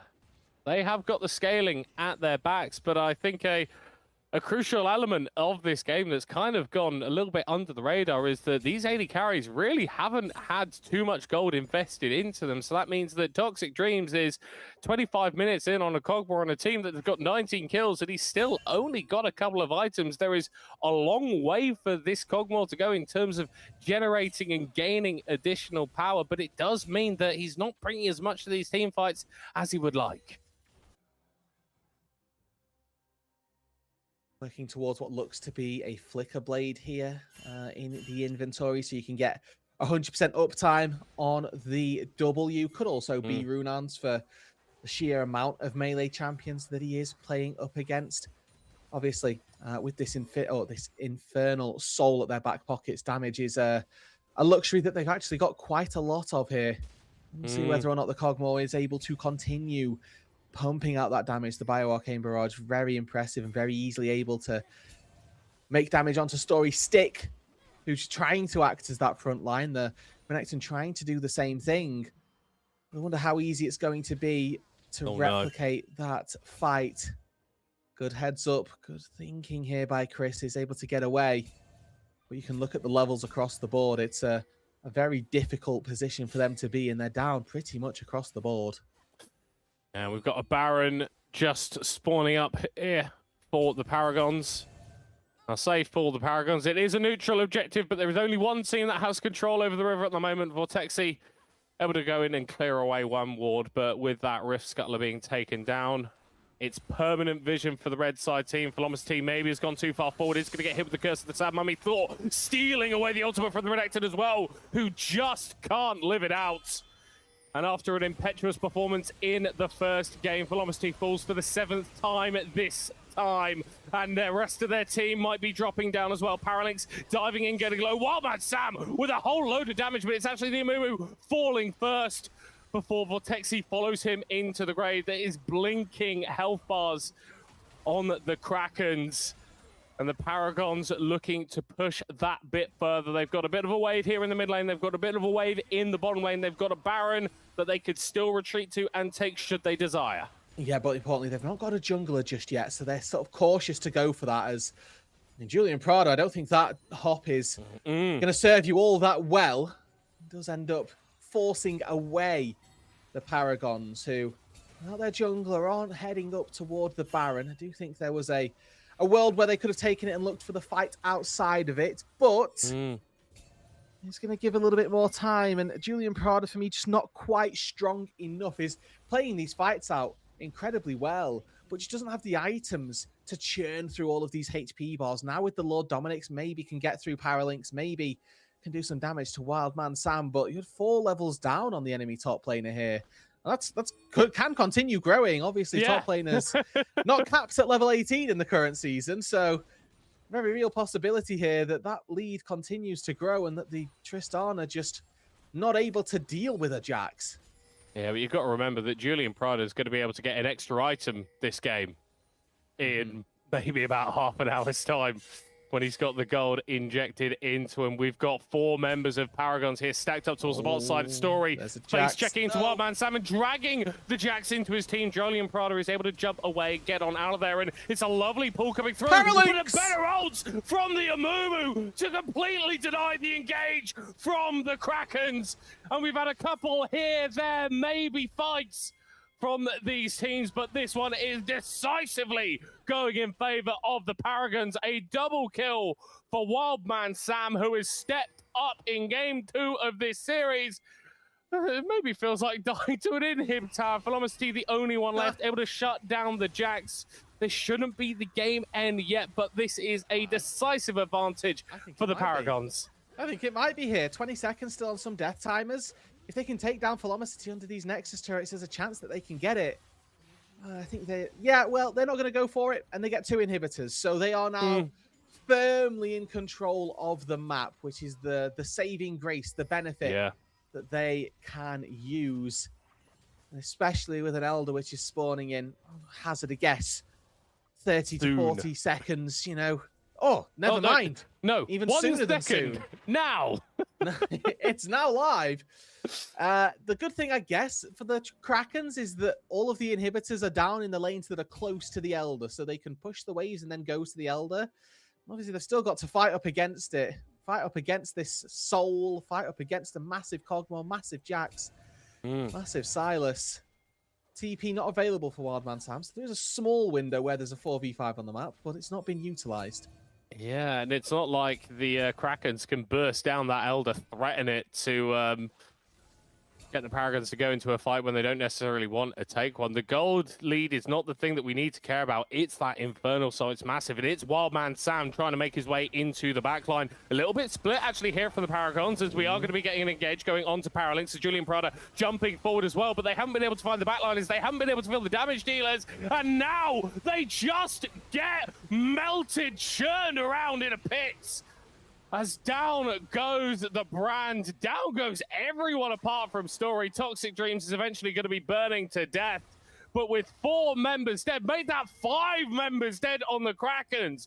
After a disastrous game 1, the Paragons roar to life and are going to take us all the way to game 3. Whatever you've got in your specialty there, Middlecourt, absolutely worked. You have manifested game number 3. And credit to the Paragons, they've rallied behind your manifestation, sending us all the way here in these play-ins. They are fighting for everything that they have earned, and they've earned exactly that, the opportunity to send the Krakens home. I'm going to sort of peel back the curtain a little bit here, Rudid. Yeah? I wasn't being entirely serious about Paragons turning around. But you know what? I am on the hype train. That was absolutely nuts. It was so back and forth on the top side. Between that Renekton, between that Jax, solo kills being traded over.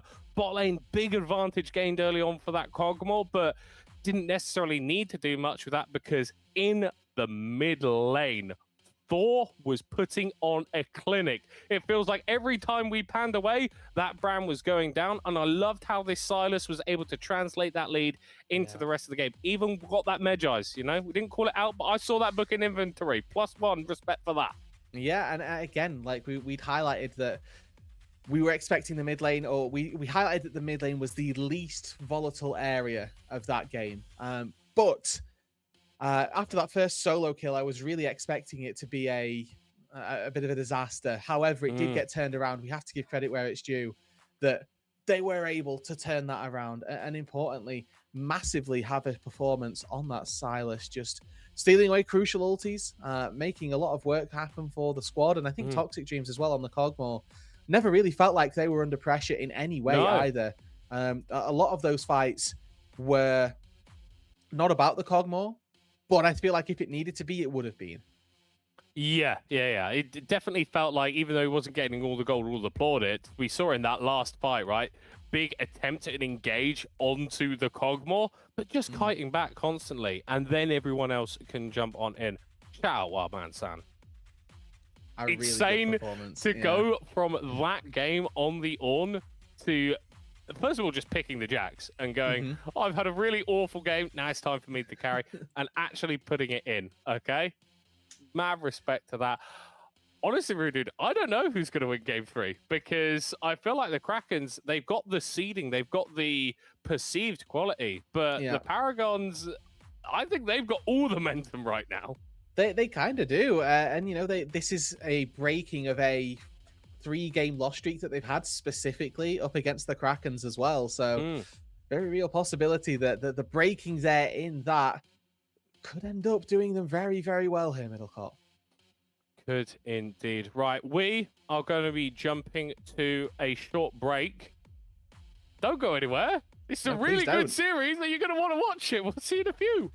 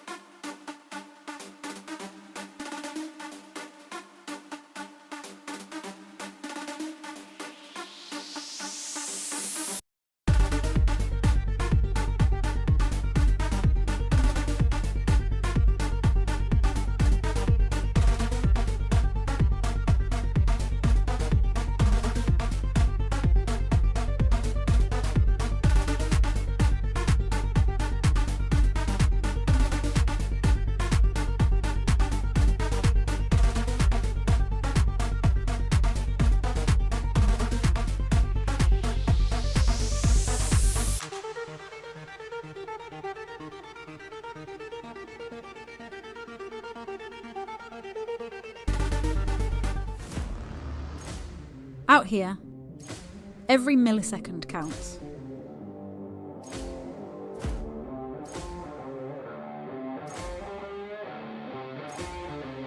And in here, every millisecond counts too.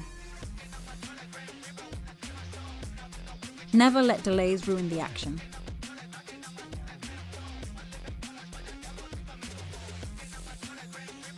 Upgrade your Wi-Fi to Wi-Finity.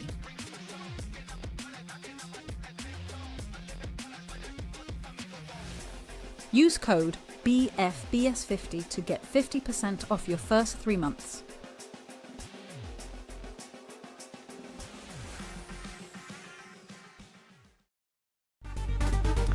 Hello there, everybody, and welcome back to the BFBS Pro League, where I've had to turn my light on because The big light as well. We have still got some League of Legends rooted. We have still got some action going down here after game one. I don't think anyone would have been remiss for going, do you know what, the Krakens, they're just going to clean it up. But the Paragons really showed up in game two for a scrappy victory to push us to game three, match point, tournament point for your tournament life as well. The stakes have not been higher so far in the BFBS Pro League. And Rude Dude, I'm still a little bit shocked that we are even at this match.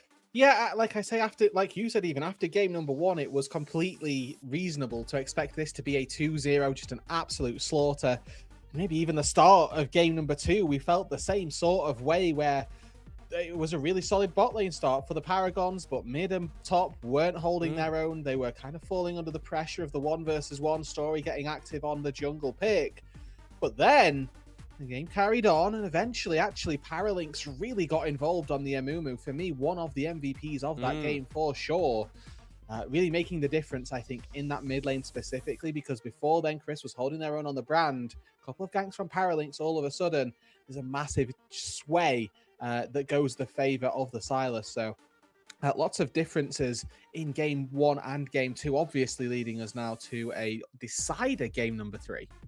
I think that one of the things that really impressed me about the Paragons was their actual team fighting in that last game. It felt very intelligent. It felt like they knew how the composition that they drafted themselves needed to operate. A little bit of kite back and then re-engage, diving on the squishy backliners with the Jacks, with the Silas, to just ruin their day. We are jumping into the final champion select of this evening, unless the tournament rules update midway through this game, because it's just so goddamn good that we need a little bit more. And for the first time, Rude Dude, we have got a side selection switch. Paragon on the blue, Royal Navy Krakens rocking the red.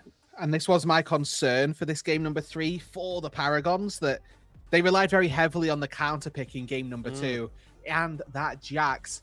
I think that this time round, when we see counter pick for the Krakens, high possibility that Velocity will be able to, I think, really run away with the game, really run away with that top lane matchup. And I don't know that there's an answer there.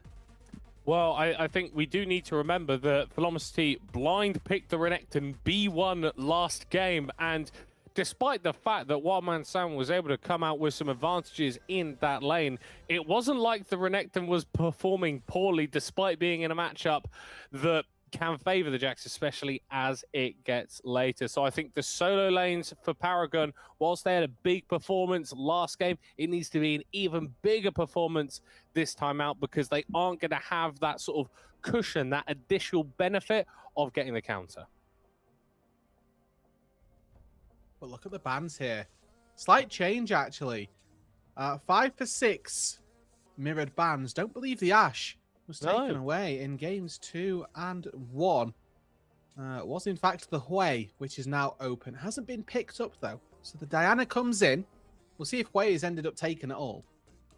Yeah, could potentially be a lock-in to provide a little bit of longer range damage. The Diana, though, very close range in terms of how she wants to get on and involve herself. And That can be quite risky when you are playing something like a Jinx, a very short-range marksman, particularly early on, but you've got a couple of tools to keep yourself safe that can really ruin a Diana's time in a team fight. I feel like the Jarvan has a couple of those too. If you get on the Diana first, she's not able to find access onto the backline targets that she really wants. Yeah, exactly. Obviously, you've got the dash to get out there of the Cataclysm, but I feel it's not going to be an easy thing. Now, looking at the Diana already, like you say, being locked in, the common pairing actually weirdly is Yasuo, which I think is a very crazy pick to be suggesting that we see from Thor, but could still come through anyway. What we see, though, is just 2 versus 2 and big 5 versus 5 already for this side, for the Paragons. Yunara Lulu coming through, the Diana there as well to act as this front line, and I hold my breath and have to reevaluate here as the Renata gets locked in. I don't think it changes all that much. I actually really like Renata versus Jinx specifically, but it does, like they're saying here, give over a Lulu, which to a Jinx can be very useful. Yeah, it sort of gives the Jinx absolutely everything that she wants, and when you've got a battle between 2 hyper carry style ADCs like the Yunara and the Jinx, quite often it's not necessarily the better ADC or even the stronger ADC in the meta that comes out on top.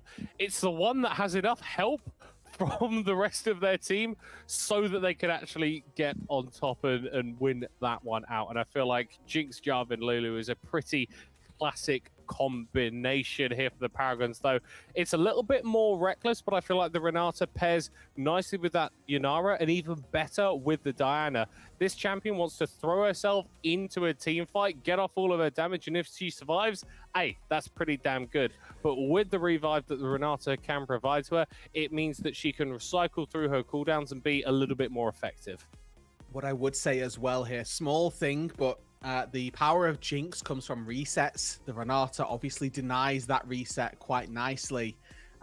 When you can put the bailout on that first target, which is likely going to be the Diana. So put the bailout on that first target. They don't immediately give the Jinx the reset, which can give that small amount of time to allow you to pick off the Jinx, which is a really nice interaction. We look a little bit further forward, though. The Hwei does end up getting banned out in the second round of picks. Expectation here is that we've got junglers and bot lanes, so we're once again looking at a stable mid lane pick for Chris to take, and then that fits the bill perfectly. And then a top lane pick for Velocity to answer whatever comes through from Wildman Sam here.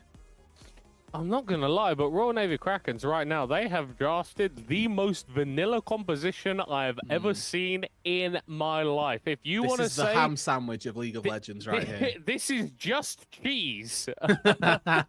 As a League of Legends composition, you've got a bottle of water and maybe some ready salted crisps in there as well. It's not particularly flashy, but it is going to get the job won. If you want flashy, though, we need to be looking at the composition here from the Paragons, because we've already got a Diana that wants to throw herself into the mix.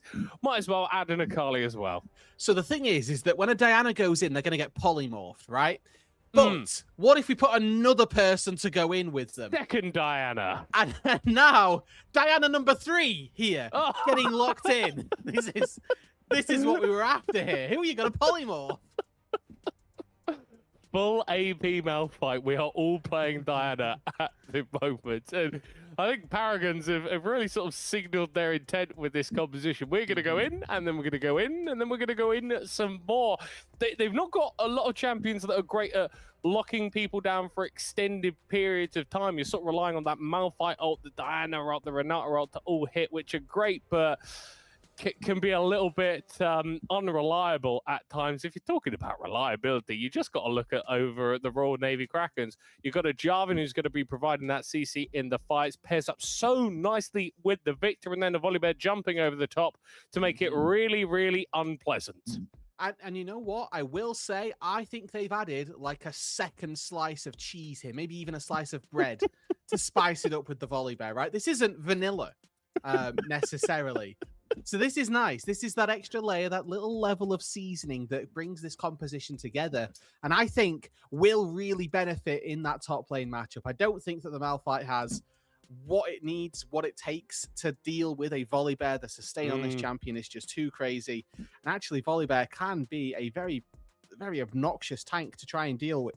deal with the drain tanking that this champion does. I'm sorry, Rude Dude. I just love the idea that we're walking into like some sort of supermarket for our meal deal, and we're looking at the just cheese sandwich, and we go, that's not going to do it today. Have you got a cheese sandwich with extra cheese? I just want a bit more, you know.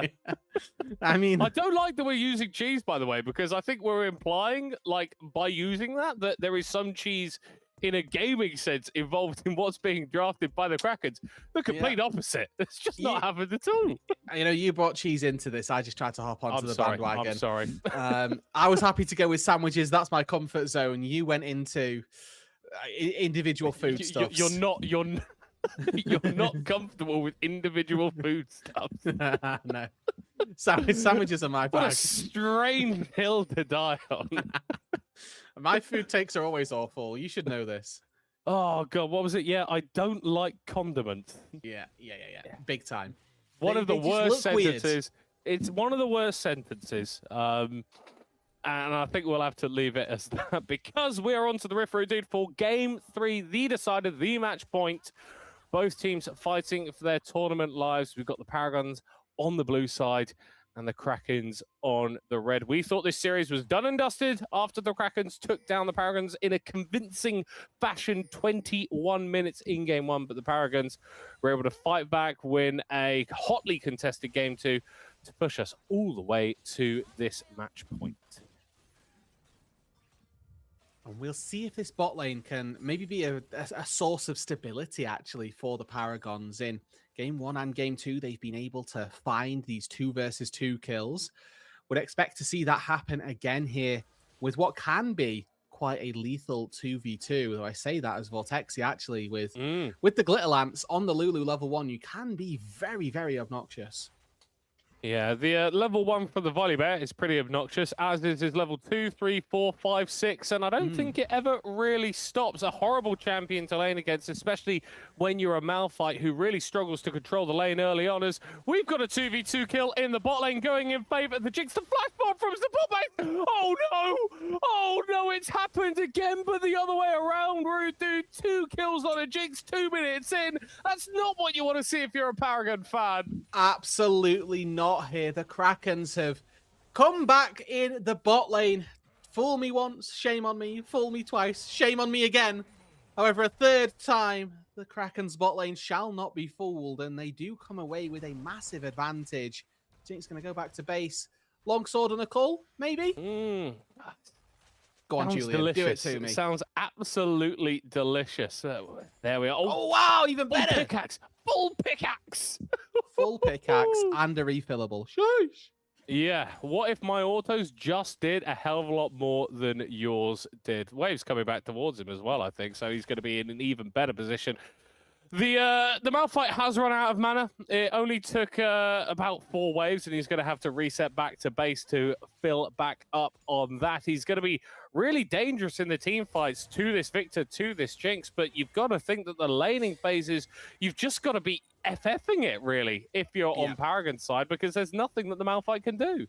And we noticed, or I noticed actually, that in the rune choices, Velocity has gone for the, I don't know the name, the take turrets better, the new age demolish. Where, yeah, is it still called demolish? It's still called demolish. Oh, okay, well they changed it, so he's gone for demolish, and you know is actually trying to work through that turret quite quickly. So whilst we may not end up seeing kills onto a Malphite, because that can be quite difficult, the turret may end up falling before the rock does. Absolutely, as Julian Prada going forward on support base. It is a level advantage here for the Krakens bot lane, and that is worth a hell of a lot early on. Toxic Dreams falling low and will not be coming back to life. It is an absolute disaster for the Paragons. All that hard work in Game 2, and it looks to be falling away. And this is the area of the map that we highlighted would be so strong, would be so favorable for the Paragons, that it just doesn't work out again. Velocity able to absorb a little bit of this pressure from Paralinks. The Diana has no more dashes left as Wildman Sam is still fighting up here on the Malphite.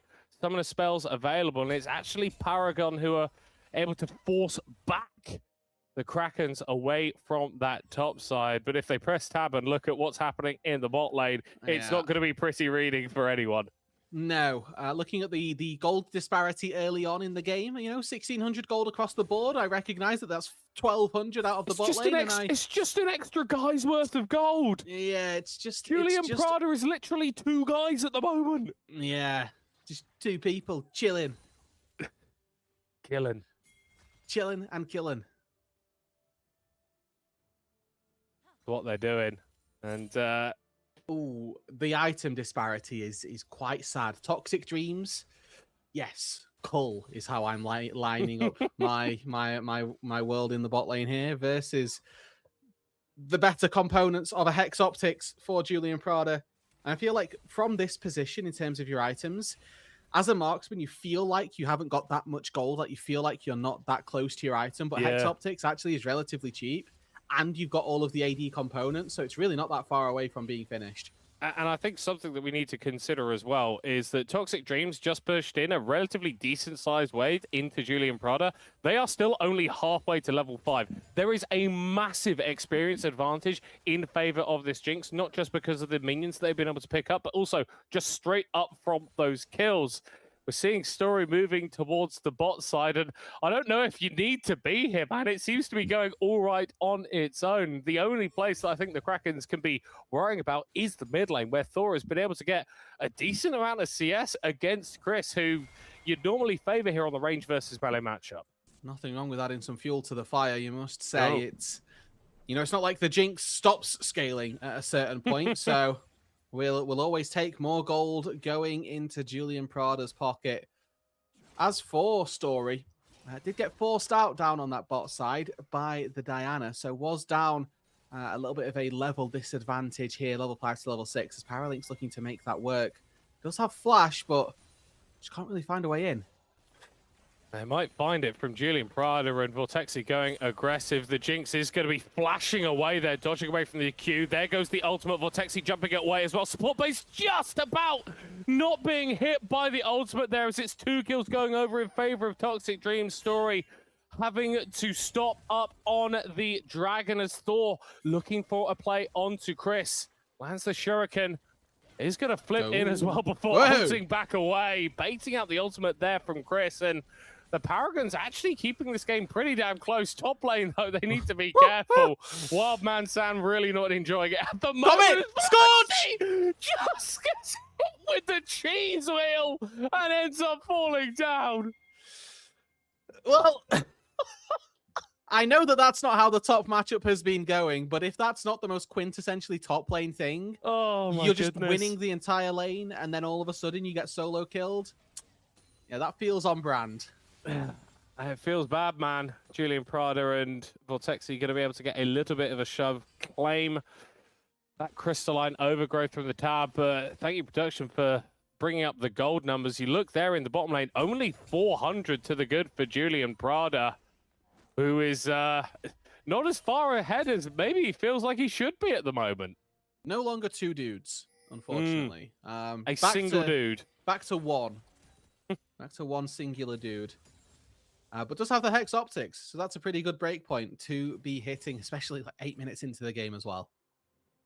Up in the top side, we've got Wildman Sam and Paralinks starting up these Void Grubs. Should be able to take them away without too much issue. This feels like a bit more of a denial for me than power that is going to be significantly benefiting yourself. Because if I look at these lane matchups, the shove should be favoring the Krakens in all 3. It should. That's the hope here. And if they can obviously get that going, that'll be the Krakens really excelling in those bot sides as well. Their ability to hopefully here help on the Dragon, sort of exemplifying that and your point here. But Story on this job and yet to get off to the races, it feels like, on this pick, which can have really good impact. Just hasn't quite been able to do so just yet. It's a little bit of a rough one, it feels like, for the Jarvan, because whilst he brings a lot of CC of his own, it's always nicer as a jungler if you've got some CC in the lanes. And it's not particularly reliable here for the Krakens. You've got that stun that can come out from the volley bear, but if you look towards the bot lane, it's kind of stuff like this. And we've got another solo kill in the top lane. Velocity just not respecting the amount of damage that Wildman Sam has. And oh no, I'm not quite sure why. Hold on. Oh, you just can't do that. Has to flash away. Parallax isn't going to be able to get the ult off onto anyone. That's a massive polymorph coming through combined with the Giant's Growth. The first kill comes out for Julian Prada, but they're not finding the damage. Thor is, though, as they get one kill, make that two. A double for the Akali. And after a disastrous start for this game, the Paragons turn it around once more. Alrighty, can Velocity find some form of retribution here? Instant recall from Wildman Sam. He's going to have to go the long way to get out of this one. Yeah, they do dodge away from that Sky Splitter, but the Volibear is just so good in a long lane. Ults over the top of the Malphite, but they're just able to steal that movement speed and waltz on out of there. Wildman Sam has scaled into this series and is kind of making the Volibear look a little bit silly. He'll be seeing you, buddy. Take care. The upgraded TP as well. He'll be able to get back up to this top side and probably going to come back into it with a nice little shield as well. With the Sunfire fully completed, Velocity definitely going to be feeling a little bit silly, actually. I was expecting this top lane matchup to be very Volibear favored, and for the most time it was. Those couple of solo kills really, really costing the Volibear now. Not actually able to step up and take the turret. Not able to punish the Malphite the way that we were expecting him to. And that's okay if your Jinx was 4-0 and snowballing, but has since gone down to 5-2, couple of consecutive deaths, and now down in gold on their counterpart. You need to have a little bit more. Yeah, and Story's here, but it feels like the Jarvan should have been here about sort of 5 or 6 minutes ago. Level 8 here really hasn't had the impact that they would have liked. And you look over at Parallax, who's on the Diana, more of a farming-focused jungler, you'd have to say. But they've been able to get stuff done 0, 1, and 5, feeding all of that gold into the back pockets of Thor and of Toxic Dreams. And you look at Velocity at the moment, and it just feels like they can't function in this lane. What could they do? Oh, yep, I don't really want to say that there's an answer here, because maybe the long trades will go in favor of them, but I don't think Wildman Sam is ever giving them long trades. They could just get ult QE'd here and die from Wildman Sam. He just needs one more Q, and that'll probably take the Volibear low enough. Doesn't have the teleport. Recognizing that, he's going to call Velocity to go back to base. Pretty rough situation up on this top side, you must admit. It's not the worst thing in the world, but we have to remember that the Paragons composition is one that relatively does not scale as well. So they are the ones emboldened and that require this early game lead. If the Krakens can sit back, can relax, can just slow the pace of the game down, they have Jinx Victor late game. They will just win team fights if they can set up for them. But I think my concern is that there's going to be 2 assassins, one of which has proven to be very active. The other one has proven to be very fed. And with those 2 things in mind, it's probably going to be difficult for this Jinx to even stay alive. You see there, Velocity able to get the second chomp off onto Wildman Sam, and I think that's the key. The Volibear simply hasn't been finding those second W in these trades so that they actually get to sustain. And Wildman Sam has got enough base damage in that Q to really make the Volibear's day just a little bit unpleasant. I feel like we should remind everyone that the Paragons didn't win a single game in the division play. They went 0-8, including 2 losses to the Krakens just before this game, as Wildman Sam has to flash away. Velocity thinking that they saw an angle there, and I'm going to be honest, if that Malphite didn't flash, maybe they did. We've got pressure around this dragon. We've got Thor being jumped onto, having to burn the flash. That's not a summoner spell that you want to be without on the Akali, but Story investing that ultimate means for this upcoming fight, the lockdown potential on the side of the Krakens is significantly less. But by forcing the flash out, you do get alone time with the turret, and with that demolish, as we learned today, they have been able to secure a couple of plates as well. But looking across the board here, first items picked up for the Paragons, not quite ready there for the Krakens. Oh, support base, able to dodge away from that potential engage from Story. Okay, I'm looking actually, again, small thing for me, but Julian Prada and this hostile takeover. Jinx, one of the best champions to get Renata to pick into. I really like the Renata side of this matchup. If you hit the Jinx with the ulti, the AoE can be demonstrable, so really something to keep our eyes on. Julian Prada with no cleanse, with maybe Mikhail's being worked on by Vortexy, but That's a crucial interaction that we'll need to keep our eyes on through this fight. Is Julian Prada hitting the enemies or his allies? I'm going to be real with you, Rudu. There's one that I would prefer if I was a player on the Krakens at the moment, but that may not come to pass. Velocity does look a little bit more comfortable now that Dusk and Dawn has been completed. Does give the Volibear access to a little bit more healing, and the Malphite isn't building more damage, so they're sort of just relying on the base damage from that Q, which is going to become less and less relevant as the game moves on. Wildman Sam, though, with the Sunfire, does a really good job of clearing out these waves, which makes it a lot harder for Velocity to actually use the power that they've got now to generate a reasonable push. Was able to get a second proc on the W there, and even just the one of those turns the tides of it completely. But now a 3 versus 2, 4 versus 2 with Thor on the way. Oh, Paralinx, I don't think you want to be doing that. Does just go for the dash and not too much more, but leave you very vulnerable on the Diana if you aren't pairing that up with your Q to get the cooldown reset. Rift Scuttler, Rift Herald going to be the focus here. Both teams with 1 dragon apiece. The Paragons 15 minutes in with a slight gold advantage, but Rudu does feel like the pace of the game has slowed pretty significantly.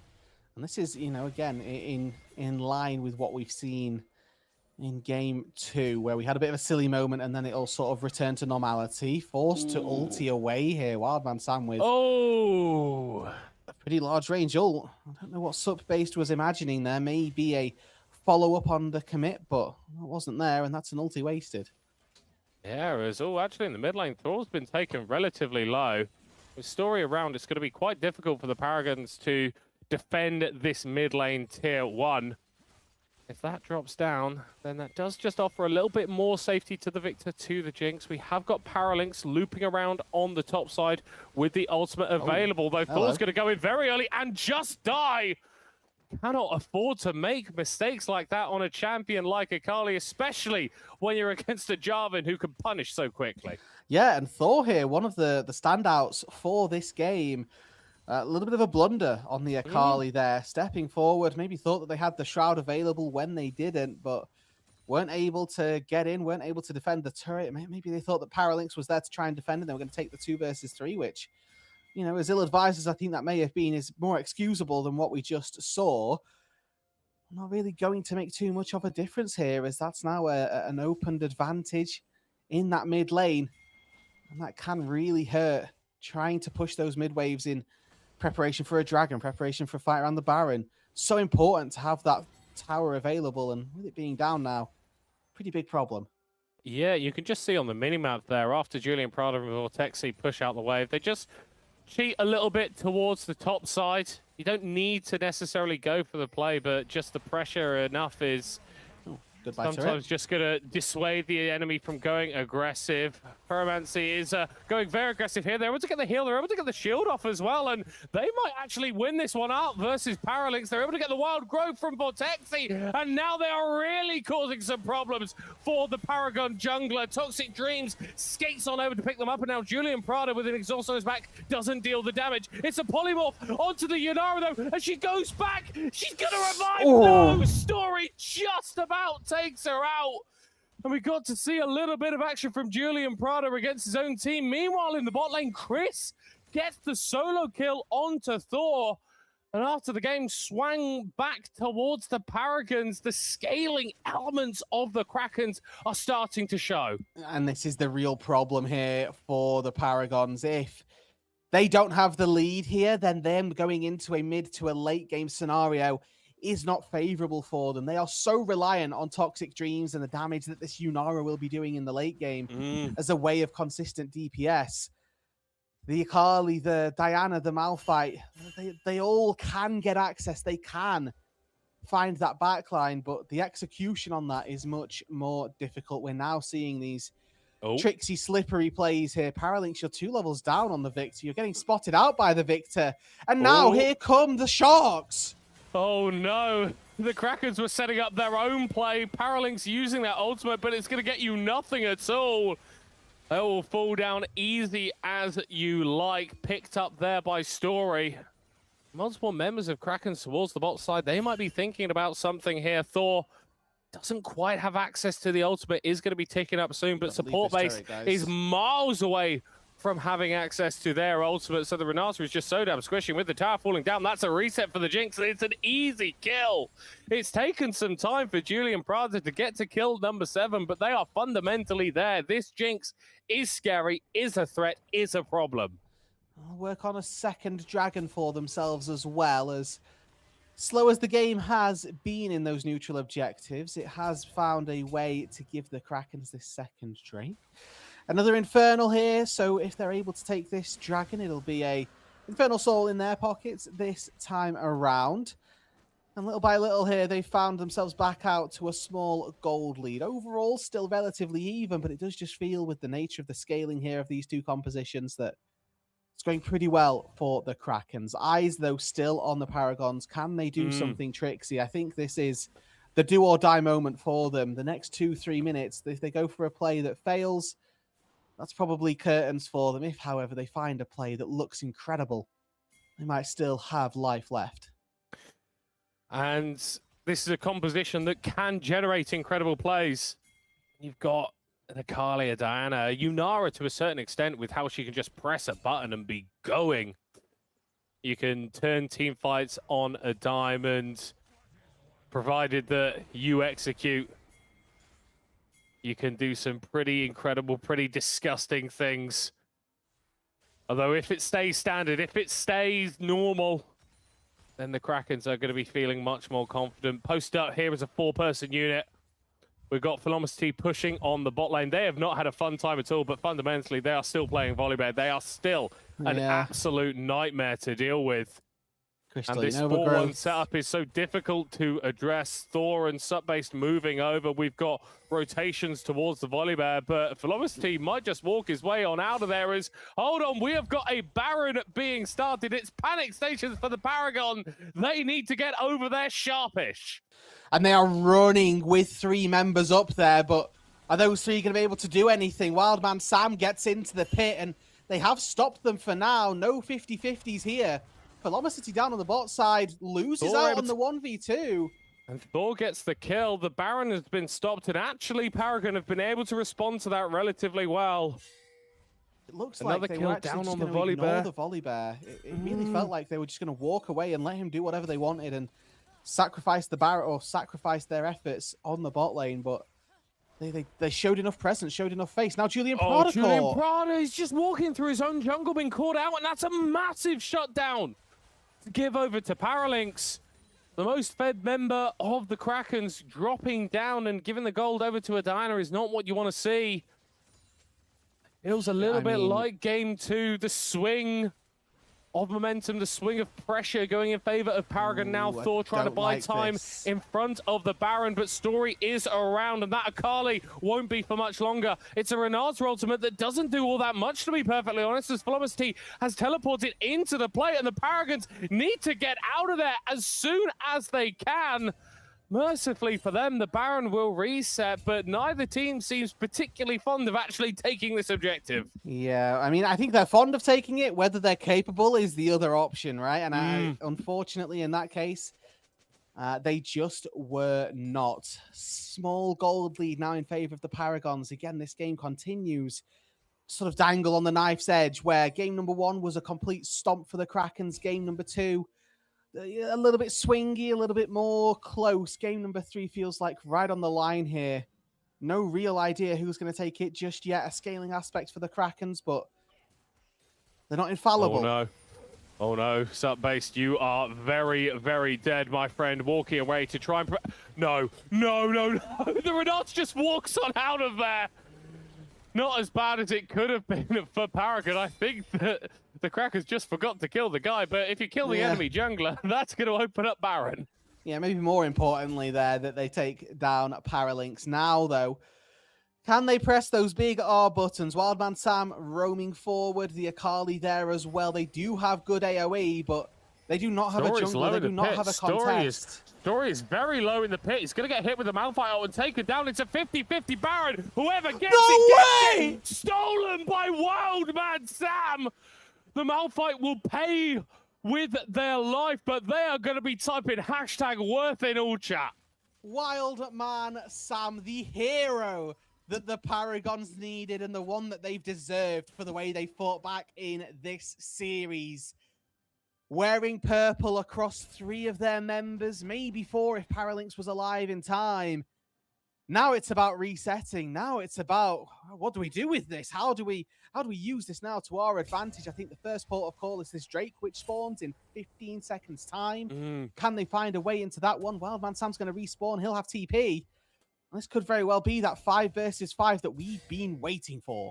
Okay, Julian Prada's inventory. He's got the Infinity Edge. This Jinx is very, very strong, but it is matched by that Hex Optics completed here for Toxic Dreams. The Hypercarry ADCs are well and truly online. How much can you enable them? How much can you protect them? And can they deal the damage that they need to? This would be soul point here for the Krakens. Would be soul if Paragon weren't able to take away that Drake earlier. Started up by the red side team. Blue side need to move in. Lots of wards put down. They know that this is happening. Hostile takeover. A little bit too late, though, to find anything. But dead. Vortexi is just going to be shredded by Julian Prada. 2 autos from the Jinx, able to take him out. Velocity also going to be dropping down. 2 kills for the Dragon isn't the worst trade here for the Krakens, but it is going to give a turn over to the Paragons to find something potentially in the mid lane. Yeah, and remember, they've got the Baron here, so any of their pushes are going to be incredibly emboldened by those waves. I feel like the mid lane inhibitor turret is what they should be searching for here. They didn't use the Malphite ult either, so if you step too close, you could just get popped. Chris dropping the ultimate there for a little bit of wave clear and to dissuade Paralinx from moving aggressively. Is going to be that tier 2 dropping down, but I don't think that Paragon have quite got the wave to go any further. 4 is going to get some bonus money with tier 1 falling on the bottom side. Got a bit of a lull state now, I think, for the next 4 minutes until those big objectives come up. A Baron and an Infernal Soul for the Krakens are there for the taking. No, they might be looking for this tier 2 turret in the bot lane, but they're incredibly split here on the map. Paralinx is on the top side recalling, and if there were to be a 5-man collapse, I think that this has been recognized, it would have been a problem. So the Paragons take what they are given. They get the 2 turrets, and they get the good fight off of the Renata ulti. Oh, hold on, Wildman hold Sam, on. though, is now being chased away. One guy did not escape successfully. Wildman Sam just about gets over the wall, dodging away from the polymorph there. Could have been a very, very dead Malphite if that ability had come through just in time. Yeah, really good. And the angle on that ulti as well is perfect. It creates the maximum amount of distance, but now don't have that for any potential fights, which it looks like they're looking for. Story looking for Toxic Dreams, but not really able to find him. Polymorph going down for wonderful flash away from the ultimate damage from the Akali. Julian Prada just sees the reset, but gets locked in his own team's Cataclysm. Oh, Story's helping, I promise. Story's helping. It's a triple kill for Toxic Dreams. Velocity just needs to clear this mid lane wave. Looks like they're going to do a damn good job of that. The push has been stymied, but this is game defining for Paragon. Yeah, the next wave is quite deep in the wave, so it's not going to be easy for them to find an end out of this position. It looks like the minions are the ones that are doing the tanking, so they'll be able to get this inhibitor probably no more. Those respawns are coming up quite soon. A fight from nothing, a fight for nothing, but a fight that nets the Paragons yet another stay in this game. Maybe not even a stay, Rude Dude. Got an ultimate laid down to interrupt some recalls. Maybe this is just setting them up for victory. 7,000 gold to the good is absolutely relevant. 28 minutes into the game. We are seeing some very key level advantages. Paralinx level 15 to Stories level 13. We get one more on that Diana. That ultimate is going to hit like a truck. Same as Thor's as well. Crucial breakpoint's going to be hit by Paragon very, very soon as Toxic Dreams is on 4 items. And yes, there's a Infernal Soul in a minute and a half for Krakens, but if you don't win the fight before it, you don't get to claim that prize. And if you don't win that fight before it, I think you might just lose the game. Paragon, after being dismantled in game 1 of this series, after not winning a single game, let alone a series in division play, are on the cusp of pushing themselves through the play-ins into the playoffs at a matchup next week against the Real Humans. Paralinx is going to know Julian Prada has no flash. Q connect. Yeah, he finds Vortexi, but it's only the Lulu. They're still able to get that first kill. That was into the backline. Dives the Volley Bear. Dives the Jarvan, and Toxic Dreams is just able to jump on out. But look at what happened on the other side. Chris and Julian Prada are nowhere to be seen. And once again, it is Velocity, the only one left at the end of a team fight, just trying to clear out the waves as much as they can. Going back onto Thor, dealing a decent bit of damage to the Akali, and buying as much time as is humanly possible to distract the Paragons from their push. Paralinx now needs to be a little bit careful. This Volibear is pretty damn powerful, and somehow Velocity has managed to mean that fight wasn't game-ending against the Krakens. They are still in this, but only just. They might lose the Baron. They may well lose this Infernal Dragon as well. The really delayed death timer is the big problem here for the Krakens. Velocity won't be live for another 40 seconds. And yes, the rest of the team are there. But does that actually matter in the face of 5 people ready to chomp your heads off? Looks like Dragon is the focus. Denial of the soul of an utmost importance. But Thor looking, sneaking around, trying to find a way into the backline undiscovered. I think you just have to give this one here, Kraken. Yeah, you've just got to give it up. Vortexi is in an absolutely horrible position. Wildman Sam could be looking for an engage onto the Lulu, but won't at the end of it. Julian Prada still on components of their Lord Dominic's regards. So much power that they do not have access to. As it's only a second dragon for Paragon. A little bit more AP, a little bit more AD is going to feel pretty damn good, but denying the soul feels better. And what feels even better is claiming this Baron completely uncontested. Don't mind the give of the dragon. I think the give of the Baron indicates much dire situations, much dire straits for the Krakens here. Did highlight that as the game got later, the game should have got easier for them. But just a couple of instances in some crucial team fights as the Krakens ultimately working against themselves. Saw Julian Prada get hit by the hostile takeover, just nuke Vortexi. And then the Jinx getting caught inside their own team's Cataclysm, just real lamb to the slaughter kind of vibes. And from there on in, Paragons have done a great job at extending how their lead has grown. And it's down to these assassins who, I said later on in the game, going to struggle to find purchase, might struggle up against a Lulu or Jarvan. This is why you tag team. This is why you do the buddy system. Oh my god, Thor! What? What? We are just one-shotting her, but oh no! It's another ultimate going down onto Julian Prada. They've got some space to auto Wildman San. It's going to knock them up. The Jinx flashing forward to get something as Chris is able to clear it up. It's a 3-for-2 favoring Paragon. As Vortexi is limping away. Thor able to teleport back in. Chris needs to get back to base and clear out these waves. Vortexi tried to run interference on the next set of minions that are going to come through. Kraken are so close to falling down, and I think the Paragon are going to do it. Chris, the last one left to defend. There's nothing that Vortexi can do. And after being down in the dirt, after being kicked in the head, the respawns! No way! They've got to take that down before the next is going to be opened up. We've got a respawn coming through from the Jarvan. Story needs to get out of the base, but he left the game. He gave up on this match, and the Paragon take it somehow. Push themselves to the series next week versus the Real Humans. And to give credit to Story, I don't think that they would have been able to defend the game there. There was nothing they could have done, but it just in that moment, the inhib respawning, any form of hope that you get would have been absolutely massive. A fight that starts with Thor getting 2 hit by some rockets, but fortunately able to buy space, buy time, use the shroud to get away. And then TP back in to make the difference in the end there. Absolute chaos. What a series. I cannot believe that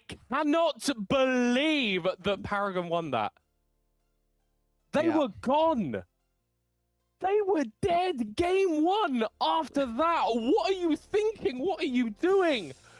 And then the fashion that they won game 2 and game 3, that was not easy by a long shot. That was hard fought, and Yeah. Kraken pushed them every single fight. But somehow we are sitting here 3.5 hours after this stream started going, congratulations, Paragons. You're through to the next round. Yeah, and we said this at the top of the day, right? We knew that whoever was getting through would have a difficult opponent. The real humans will have had a lot of great appetite, a real good series to keep their eyes on as they're, eating dinner, getting ready for bed this evening. What an absolute game to have behold. What a series. Shout out to you, Middlecott. You need to put some respect on your manifestations here. End of game number 1, you said, yeah, they're going to come back and reverse sweep, and they did exactly that. They did not let you down. I'll take that gladly. But with this victory, there was a little bit of sadness. Yeah. Because we got a banger series. Thanks, Owen. Yeah. God, that makes me sad, making that man happy. But I feel like we need to do the sort of stock standard. Like now, we need to go, Krakens, you played a hell of a series.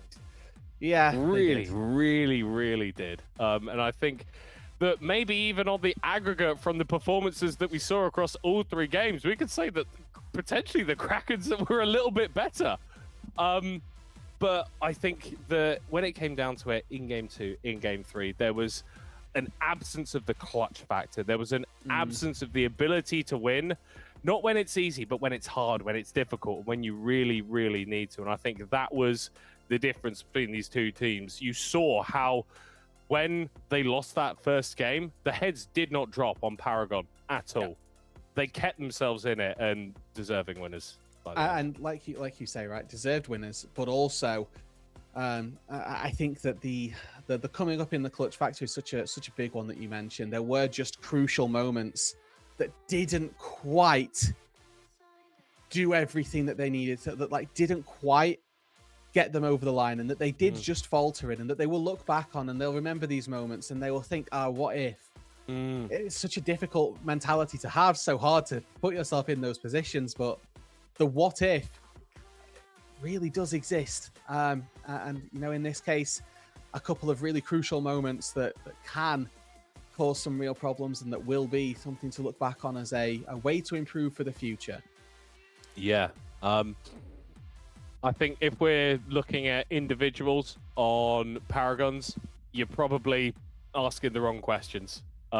Because you can go down and look at every single one of these players and goes, there was a million things that you did badly in this series, but there were a million and one things that you did well, and it's always that and one that makes the difference. But if we do need to talk about someone, Wildman Sam, what a story throughout this series. Yeah, we're completely shut out in game 1. Game 2, it was a little bit more sort of trepidatious. It was a couple of kills here, a couple of kills there, and then it falling back. But in this final game 3 on the Malphite against the Volley Bear, a matchup that has been specifically counterpicked by Velocity, who has gone, I want this, I know this, I could just ruin your day.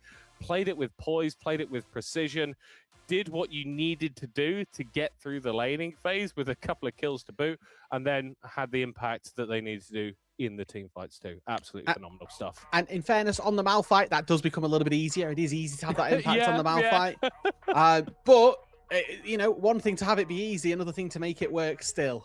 Maybe it's not a big thing, but there were in that final team fight a big 3-man ulti that came through from the Malphite.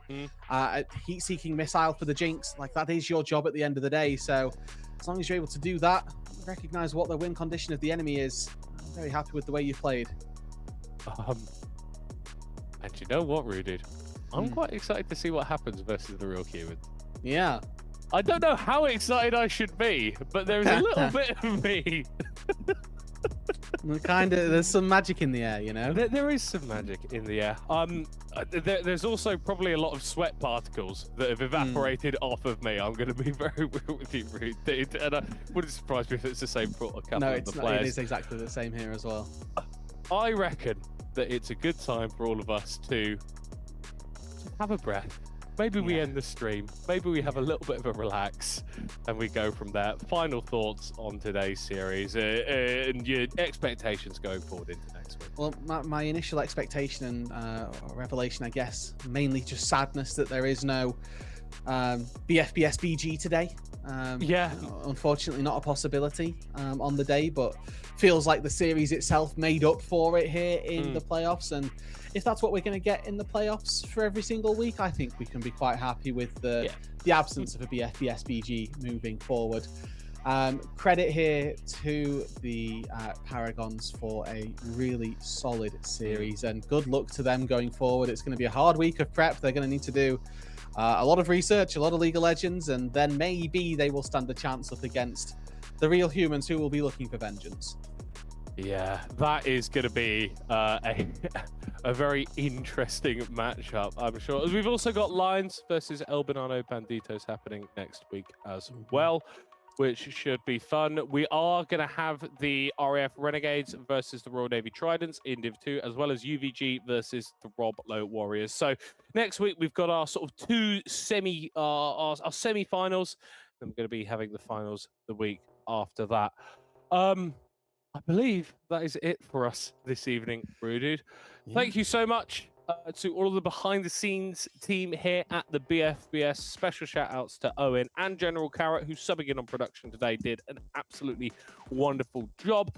Thank you so much to our teams, our players, everyone just putting on these matches so that we could watch some damn exciting League of Legends. Rudude, thank you for joining me. And last but not least, thank you to you for watching. Couldn't have done it without you. I've been Middlecott, and we'll see you next week. Mate, you're lagging. What are you doing?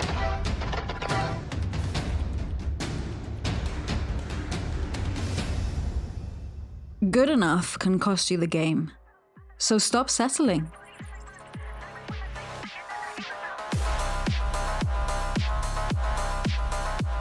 Wifinity is built for real life on base, so you can game without compromise. Hosted somewhere new? Take your Wi-Fi with you, no hassle. Get fast, reliable Wi-Fi with Wifinity.